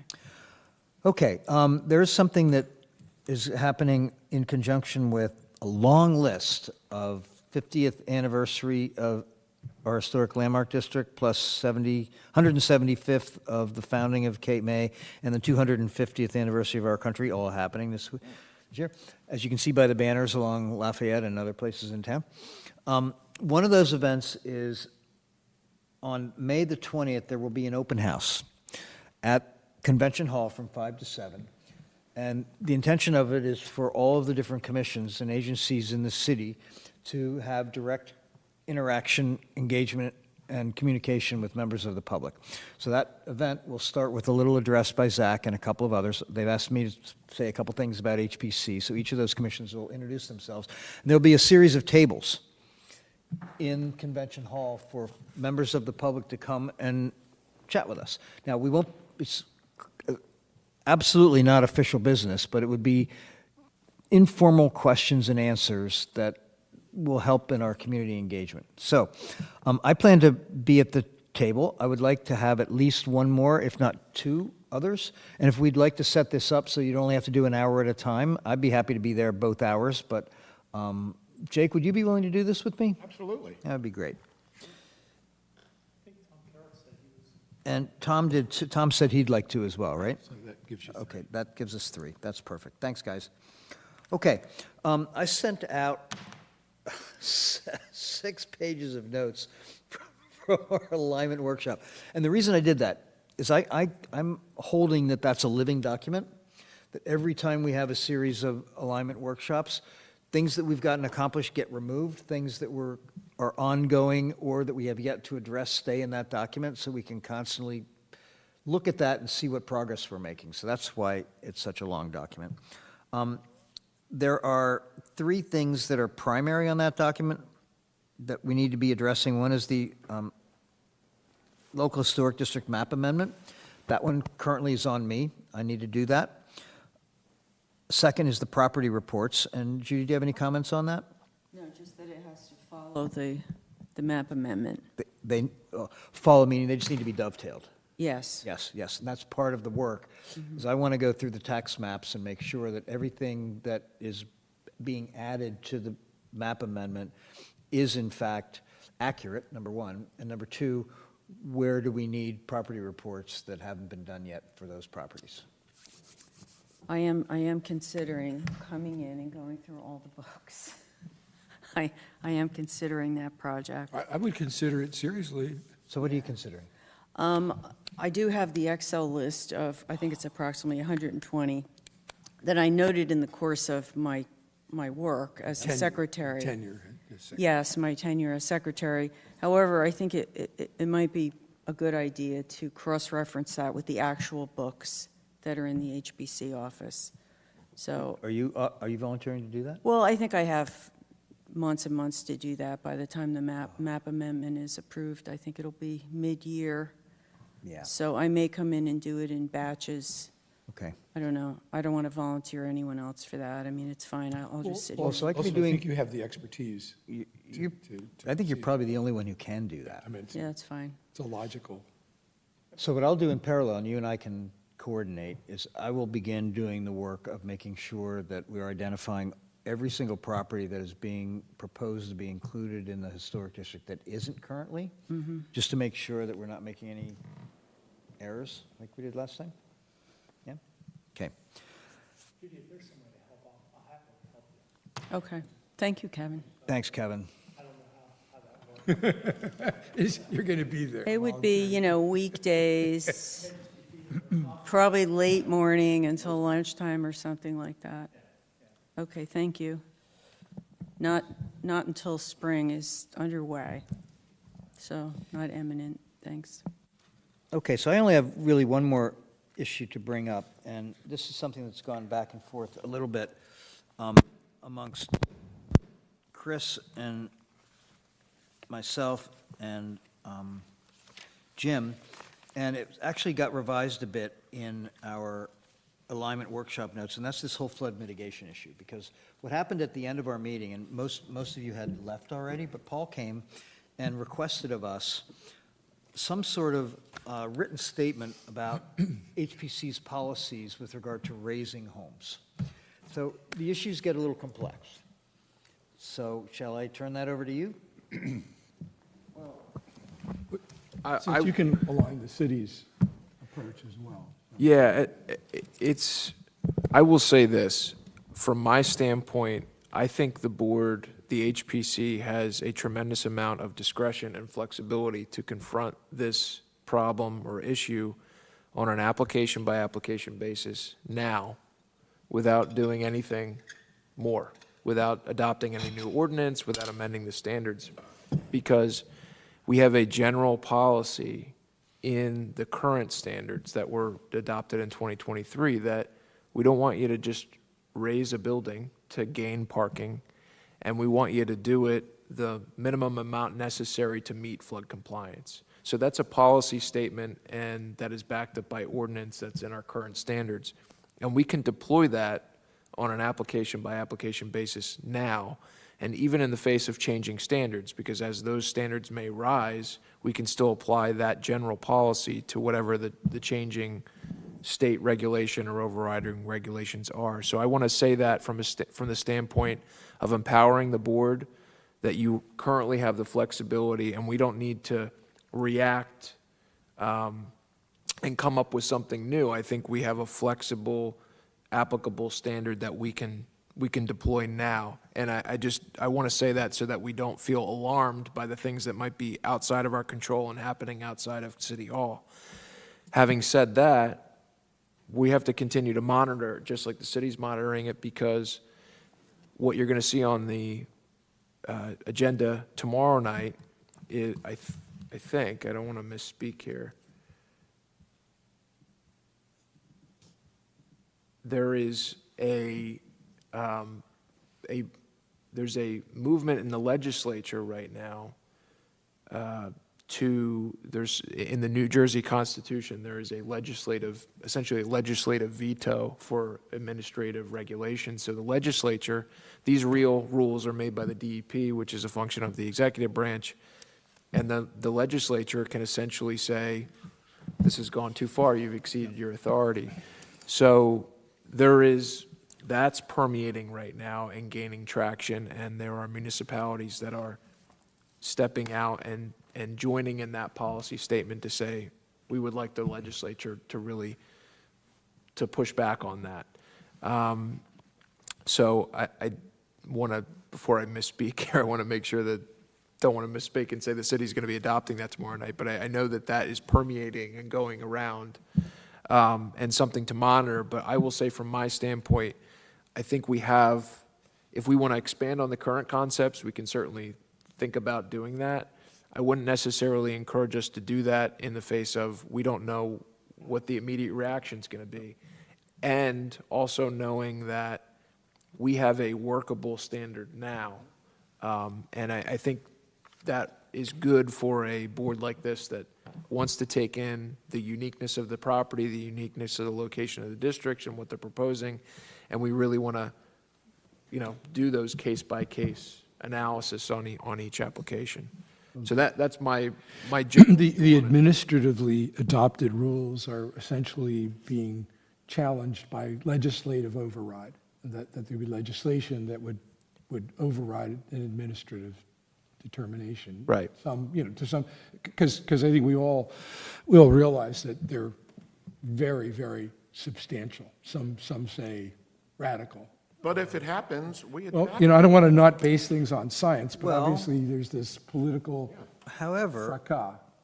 to the point our solicitor was making here, our zoning ordinance, section 258-7B, allows for HPC to stipulate that the raising of the finished floor elevation for a contributing property would not be required if it jeopardizes its contributing status. So let me unpack that a little bit, right? So there are kind of conflicting philosophies there. In other words, if there's a home in the floodplain that wants to raise the finished floor, and we believe that that would jeopardize its contributing status, I would question whether it would, but if we believe that it would, we would be able to approve that project and override the requirement to get it out of the floodplain. On the other hand, the other philosophy is, well, is that really preserving that property? So on a case-by-case basis, which I think is what our solicitor is proposing, is on a case-by-case basis, we make that determination without having to stipulate, oh, we're going to max it at 2 feet above baseline flood elevation, or 3, or what the state's saying, 5. So I think that what that stipulation in our zoning ordinance gives us that flexibility for each project, which I think is what Chris is saying. It does on its face, but there is the possibility, and I don't know that this has been contested or it will be contested, but administrative determinations and legislative enactments have a tendency of overruling local authority. In fact, they usually do. So to the extent that there are mandatory things flying around here, I don't know what situation we're going to find ourselves in. I don't even want to try to predict that. But what I'd like to do is just ask the question of, in light of the I take it, requests that we've gotten from the city, should we be making some articulation in response to the question, even if only to state that we've got the flexibility and whatever? Because I take it that our city manager is looking for a response based on what I heard. And if I can try and frame what that might look like, I think that we've seen that this board is forward-thinking in terms of solar technology and flood adaptation and things like that, and not wanting to ignore the realities of those things. But if there's an opportunity or an issue where a particular property and raising it to meet those, cookie-cutter state standards would throw that property into jeopardy in terms of being contributing, I think we want to retain that flexibility to problem solve those particular cases. So I think if the type of broad statement that I would be comfortable making, but this is just my suggestion, the board should discuss this, is something like we recognize those standards are out there, but we definitely want to retain the flexibility to continue to evaluate that on a case-by-case basis and not automatically just go up to that level if there is something particularly unique about that property you're contributing or key contributing. Yeah, and I agree with that. What I'm saying, I guess, is should we be making a formal response or in some way that informs the city of that? I like to see our positions, even if they're general, reflected in writing. So with trying to reconcile that for a moment? I have a suggestion on that. So too, do as well. I. So do you want to go first? You're the chair. You go first. He always waits for last, but So I've been violating that rule a little bit. You have. Yeah, I've been trying, yeah, anyway. It's my own rule, so I can break it, right? Yeah. So Paul specifically requested at the end of the meeting, when there were only a few of us left here, to create some sort of written piece outlining HPC's policy for raising floor elevations. So you may recall that during the workshop, we had all agreed that we would want to maximize, and that was where we left it, the raising of a finished floor no higher than 3 feet above baseline flood level. We all agreed to that, right? So I would suggest that maybe our policy would be we would maximize the raising of the floor height to 3 feet above baseline flood elevation. However, we would also like to reserve the flexibility to adjust that on a case-by-case basis. So it's a policy, but it's also flexibility. But also, and that is kind of a separate answer to, does the board have any thoughts on this overall state policy that's being currently challenged? 5 feet. Yeah, because one of the things, we could do two things. We could alliterate, explain that policy, 1. 2, and to confirm, there is a resolution on tomorrow night by city council they haven't adopted it, they'll vote on it tomorrow. but supporting the Senate resolution to effectively veto that administrative rule. So the HPC could take its own separate position on that, joining in that, if you are inclined to do that. Everybody can review that and take a look at it. And then second of all, we can confirm specifically the type of feedback that Paul's looking for. I think he's looking for it in terms of preserving the HPC's flexibility. So here's the resolution, or the current resolution being brought before the Senate about this. It's right here if you want, anybody wants to take I it. do want to see it. I don't want to read it right now, Yeah, but I okay. do, because So- it's a legislative override. It's resolution number 106, and it was introduced on February 24th, so it's brand new. All right, so you guys can all find this online. So I guess your suggestion is, Well, I think there's a lot to digest here, and I don't think we need, my point, the first thing I said is, I don't think we need to take some immediate emergency fire drill action tonight. We have standards in place. We are able to review applications now as they come, and as these things change or don't change, we'll be able to confront them. But I think in the near future, the board could potentially consider joining in this movement or not joining in this movement, because the more people that speak out on this, the more, Personally, I support joining in the movement, but I don't want to join it before it happens, right? It's going to happen tomorrow, maybe, perhaps, likely. So it's you'll be in good company tomorrow if they pass it, so. If it passes, then I would support us joining in the resolution so that we could add our voice to the city council's voice, because I think overall these are just overreaching. so let me ask you a question. Yeah, but Would you be? let me finish. Oh, I'm sorry. As you would say, no, Yep, no, yep, so good, just to say, and doing that, I still think we owe the city a response, which could be a collection of, I like the idea, here's the general and here's a little bit of the specific of what we've decided from our workshop and our consensus. I would put those two together, reserving most of our rights, but saying, at this point, we favor minimum types of additions. Those two things could potentially be married in one resolution, is my point. Yeah, If well, everybody. Even if it's only a letter, Chris. Oh, sure. Even if it's only a letter, which you're probably going to write the first draft of, but even if it's only a letter, that would be fine with me. I think we owe the city and the city manager a response in writing to what he asked. So the second request he made, but I'm holding that over here while we're talking about this. So the question I have for you is, you would jump on board in support of the city council's decision tomorrow on the resolution. However, would you also be in support of us saying, before city council votes on this, that we would support an action that would veto this state resolution or not? In other words, give them our, Pressed to say yes, I would say yes. so what do you guys think? Should this be something we should bring before city council as, hey, look, we discussed this at our commission, at our public hearing, and we did or did not agree that this is something that the city ought to veto? Well, we certainly all agreed at the alignment meeting that we. 3 feet was the max. Yeah, by definition of our agreement, it's below the state proposed. Yeah, the state is, I think it goes up to 5 above BFE, right? If you support the veto process of this, it doesn't mean there's no flood standards. It just means we revert back to what we're using today and everybody's been using and building on, which is still above BFE. There's still an elevation there. So guys, since this is what we all aligned around at the alignment workshop, would it be reasonable for us to communicate, maybe via you, to city council tomorrow, that HPC aligned around not wanting to raise finished floor higher than 3 feet above BFE?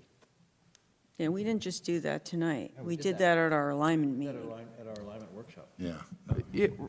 So therefore, we are opposed to the proposed legislation? Well, but that can be construed from making that statement, unless you think we ought to make that statement. No, I don't think we should make the statement. Just let them know that at our alignment meeting, we were aligned that 3 feet was the maximum. I don't have to report anything right now. No. If we want to wait and see how the discussion goes tomorrow too, I can also indicate informationally that this was discussed tonight and that, generally that's comports with the HPC's views on this, which is let's not get carried away with raising it And we already have, like I said, there is the standard, we're already above the current standard. We've elected to do, like other communities, more. I personally think that rather than taking formal action tonight, you ought to report the sense of the HPC to Yeah, the city that makes council. more sense. Yeah. That's a good idea. That was what we agreed on at. Yeah, at the alignment meeting, yeah, You good with that? yeah. Just to be clear, the HPC, so I don't misreport things, the HPC is in favor of the status quo, which is the city's current standard. And we actually went a little higher. Yeah, in conversation we were, you know. Local is 2 feet above BFE. I mean, I think, I think it depends on the type of development, too. It does, actually, Yeah. you're correct, yep. So that's why we talk about 4 feet, 5 feet, everyone's getting confused, but, I mean, so do we want to go 1 foot above what it currently is, or, What we, so that's what I'm saying, all we really need to make is the factual statement that we aligned around the maximum we would be, in general, wanting to approve is 3 feet above BFE. And you can construe that any way you want. okay. By definition, that is supportive of their resolution That's that how you- they're that's how you passing. could construe that, yes. I mean, either that or my brain just can't handle how 3 could be bigger than 5. What's on the table now is a bridge too far, is what I got from that. Yep. But a clarification, I know, with the height limits, say they're what, 37 feet or 40 feet, that should be an exception rather than a standard. And a lot of the people coming in now are going right up to that 40, And I think likewise with this, we have the flexibility to use that 3 feet over base, but it shouldn't be the rule. It should be something that's done on a case-by-case. Well, and this is the second part of what Paul asked for, actually, in a way, what you're just bringing up. Because of that chapter 525-7B, which gives us literally the ordinance teeth to not comply if it jeopardizes contributing property status. Paul asked us to, in our resolutions, if that ever is part of our resolution, to specifically state that in the resolution.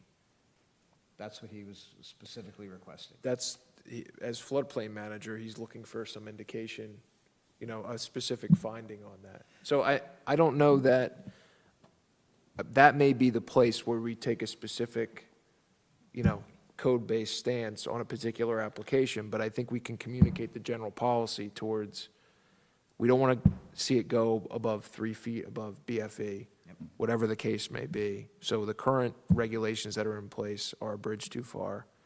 And generally, we want to be able to continue to manage these things on a case-by-case basis. That sounded perfect to me. That's fine. All right, great.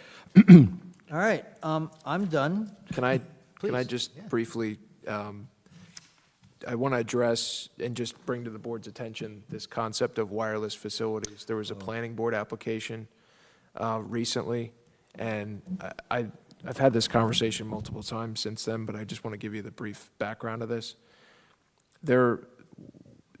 These wireless facilities, the nodes, let's put up a pole here and let's put up a node there.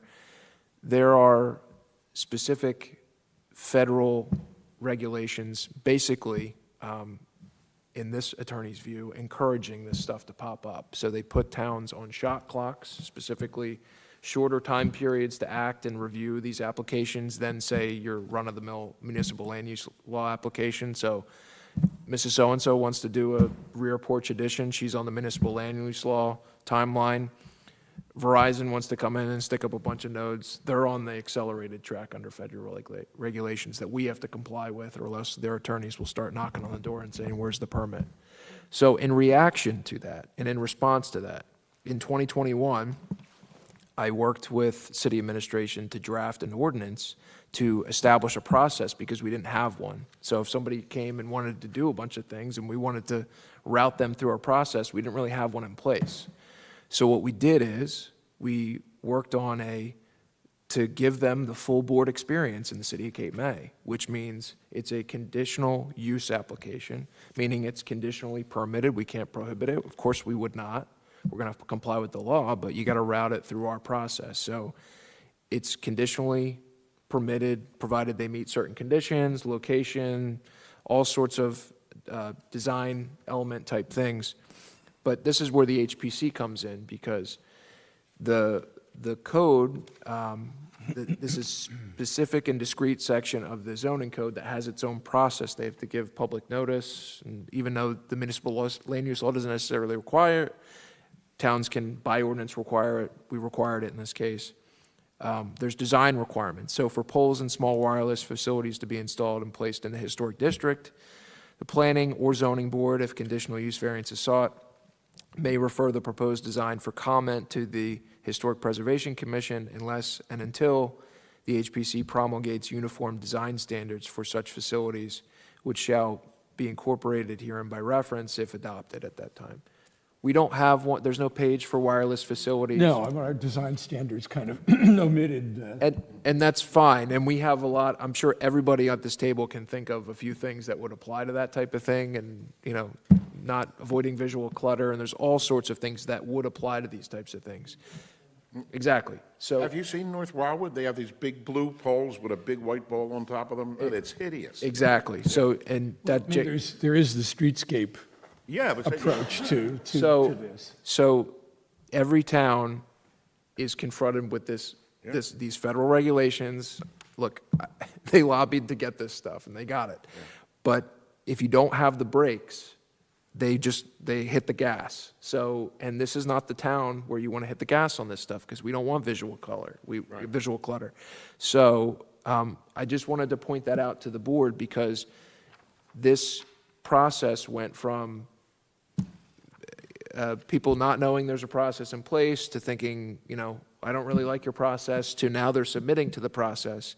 And the planning board had a recent application where they had to confront, and a lot of this stuff like boiled, got dusted up in the discussion of like, well, did the HPC look at this? And they looked at it in review, and my point is, it's a new process to it's an relatively old ordinance at this point. It seems like yesterday, but it was 5 years ago.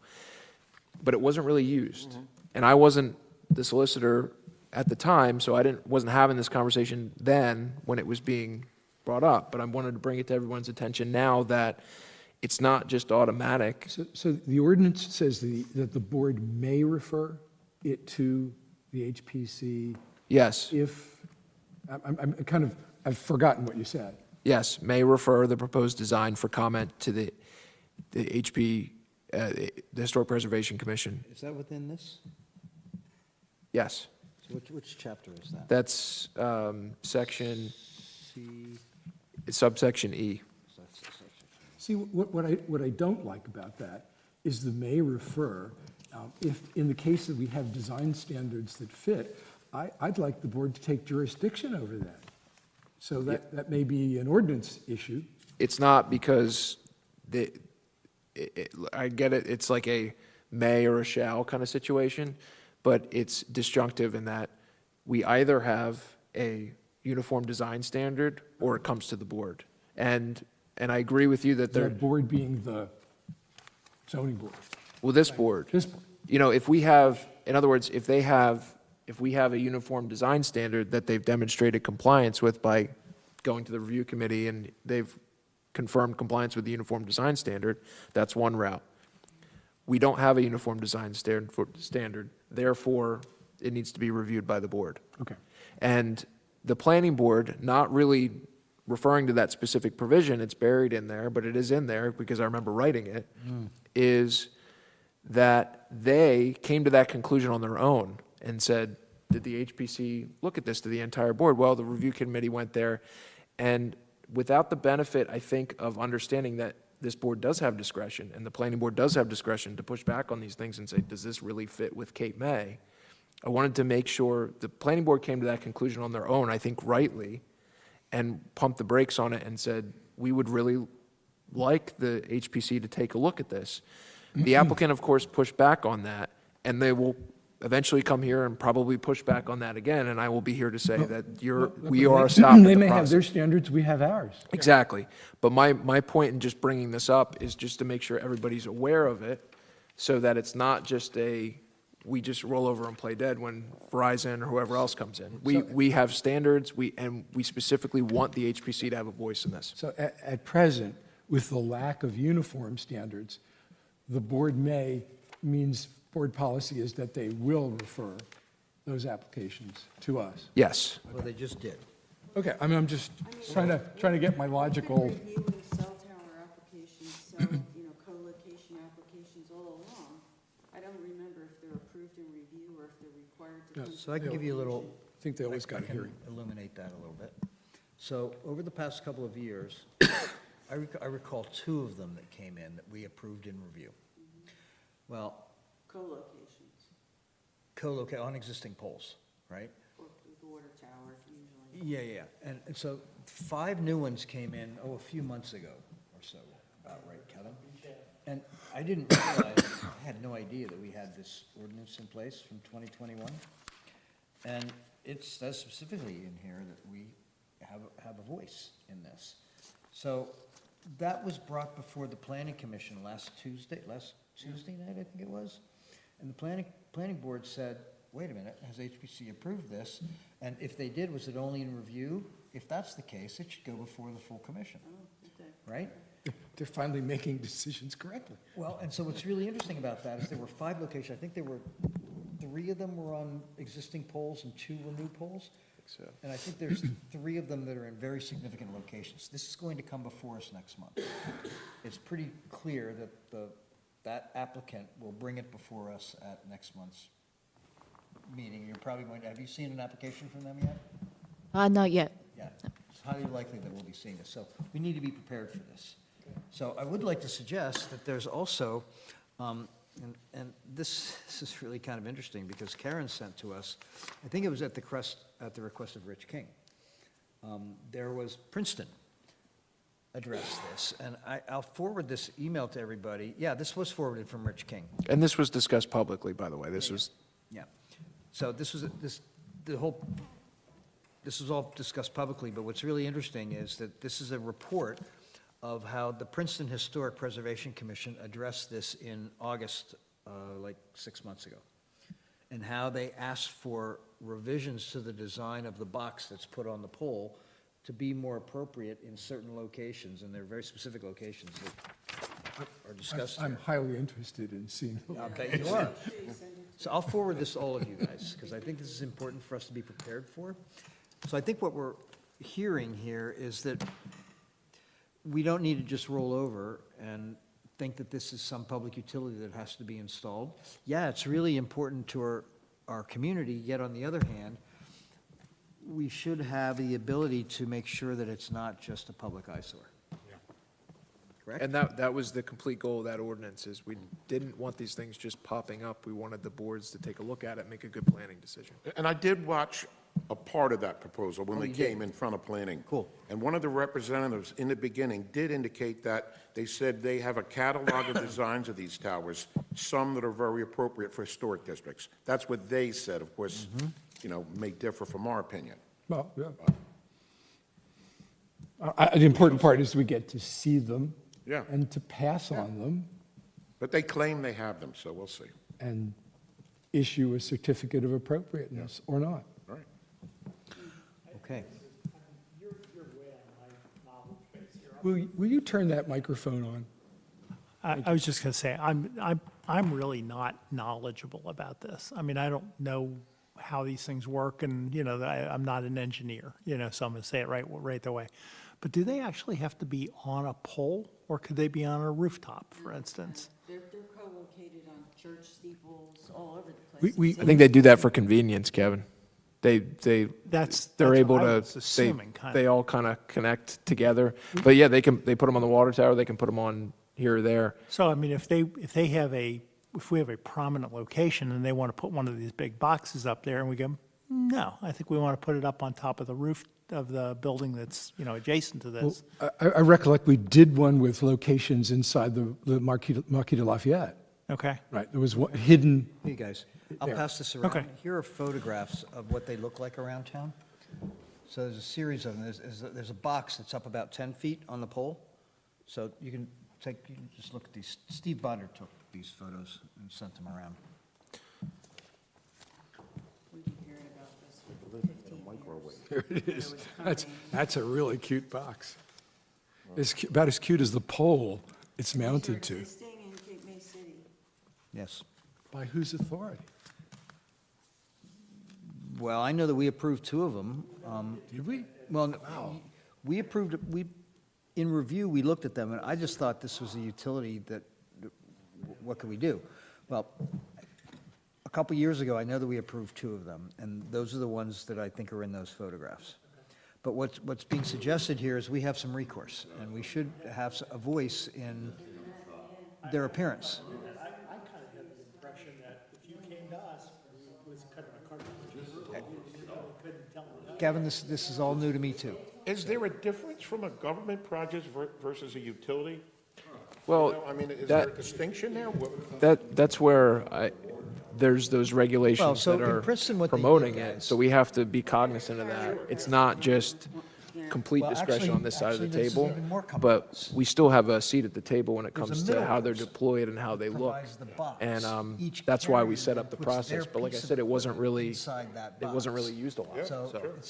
it's kind of a not new the thing for carrier everybody. individually that's I mean, providing if we had the box, ability to it's say, rather than having a Other box third that's, party. let's just say 2 feet by 2 feet, we want one that's So 1 by instead of a 3, cell tower. so it, Correct. conceals So they itself stuff their better on the stuff pole. inside that box. I mean, I think there's room in there. That's for why Nice to know.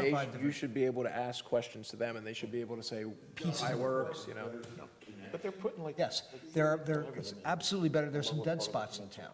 So they've done a whole bunch of research about where those towers should be, and those were the 5 that were being proposed Yeah. to the planning board last week. So here's what's interesting, It's been guys. coming for a long time. Princeton had taken, and they, if I read this correctly, they required that some flower baskets be permanently attached to these sounds like boxes something we do. to kind of hide them, right?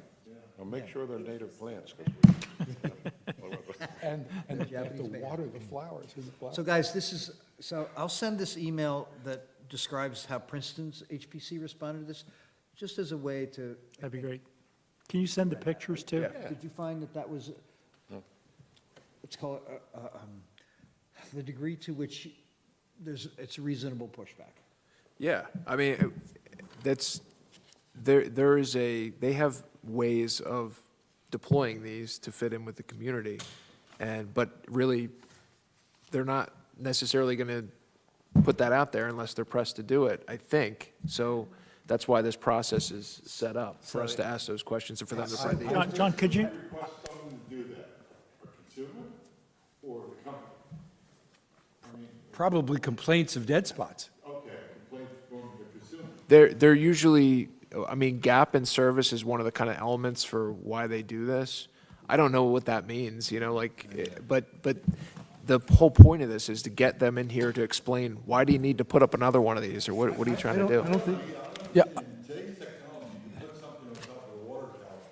It's a power thing. I mean, electrical power thing. They're much, I think, like radio signals.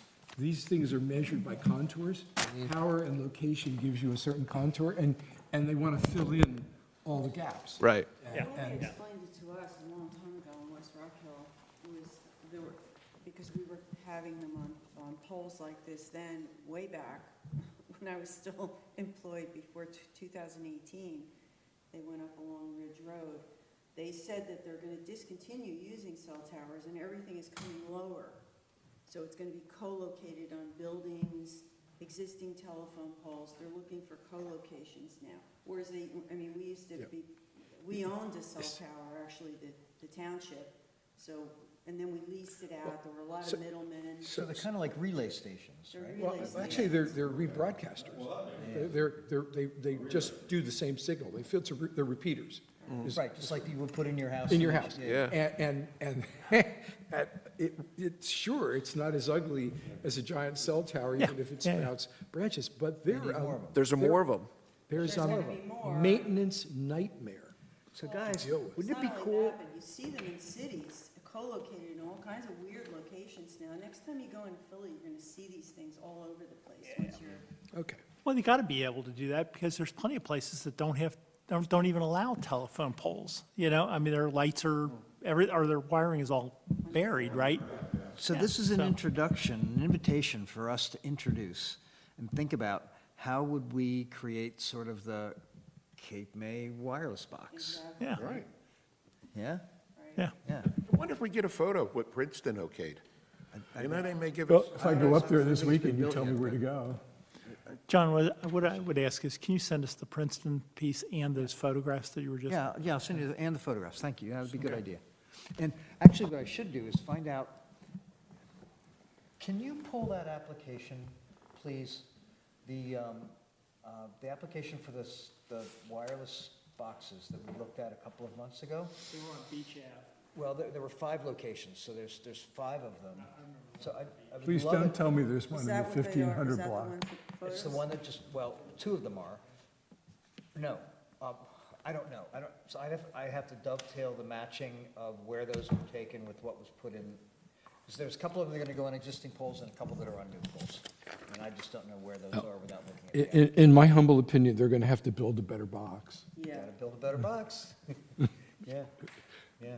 I mean, you know, Build- not a build a big better artificial mousetrap. tree, or one of our commissioners designated, it's up on Route 309 in Bucks County, if you're ever up there. He made them build a giant barn silo around the whole cell tower, which was ludicrous, because it doesn't really, So, really help. Lauren, if you could scan that entire application and email it to me, I'd like to send it to everybody. So it's going to come before us. Do you have an 11 by 17 scanner? I don't think you do you? You do? You can scan 11 by 17? So I think there were 11 by 17s in that. So guys, what Lauren's going to do, she's going to scan that entire application. I think that was, what, 2-3 months ago? I can't remember when it was. Was it easy to find? So Lauren's going to scan that, send it to me, and I'll distribute it to everybody along with these photographs and the Princeton piece. We're going to need to prepare for this for next month. Okay? Would the chair entertain a motion to adjourn? I would. I just want to ask before we do, any other comments, questions, or reflections? He wants you to reflect if you have any Do you have any reflections. comments, questions, or reflections before we adjourn? anyone planning to go to the conference in Oh, yeah, June? this summer? We're going to be presenting there. We are? We are. Did they approve that? It got They approved. did? Oh, then you should announce that. I I didn't you know should. You could that. tell us at the next meeting. Yeah. Okay, yeah. let's- No, it's in Rome, actually. It's in Rome? No, kidding. Rome, New York? Rome, Texas, no. It's somewhere in New Jersey. Yeah, it's somewhere Yeah, up it's near all right. Trenton. In somewhere. any case, we will be making a presentation. Stephen Small, and thanks to Judy's, this is all Judy's making. I just kind of tagged along. I'm such a troublemaker. As well. guys. Judy suggested that we make a presentation about our design standards, and so we made that. We made a our award-winning- proposal. So we made a proposal, and Andrea got back to us and said, it would be great if this was applicable to more places than just Cape May. So that was a brilliant, I think, response. So Stephen said, well, I also did one in a much more, Rural area. a totally different context than Cape May.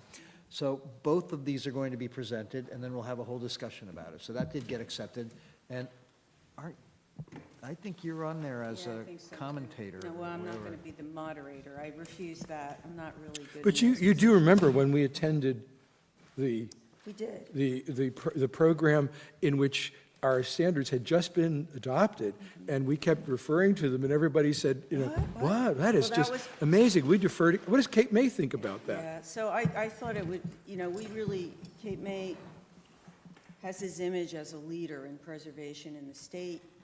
We have a national No doubt. historic landmark here. Reputation to uphold. We have a reputation, and there were so many attendees that don't have design standards. And so, since we've done such a great job and have gotten awards, I thought it would be a good idea. So apparently It's the a great state thinks idea. so too. I think that's a great additional idea to present two different ones to It is. contrast. And Stephen right now is under contract to help West Cape May create their design standards. So he'll be down here, which I think might make it easier for him to be here for all the design awards stuff. Yes, Yeah. let's hope so. We'll be in touch. Well, Oh, made and it also for the his judging. property reports, maybe. Yeah, I don't know. All right, any other comments, questions, reflections before a motion to adjourn is entertained?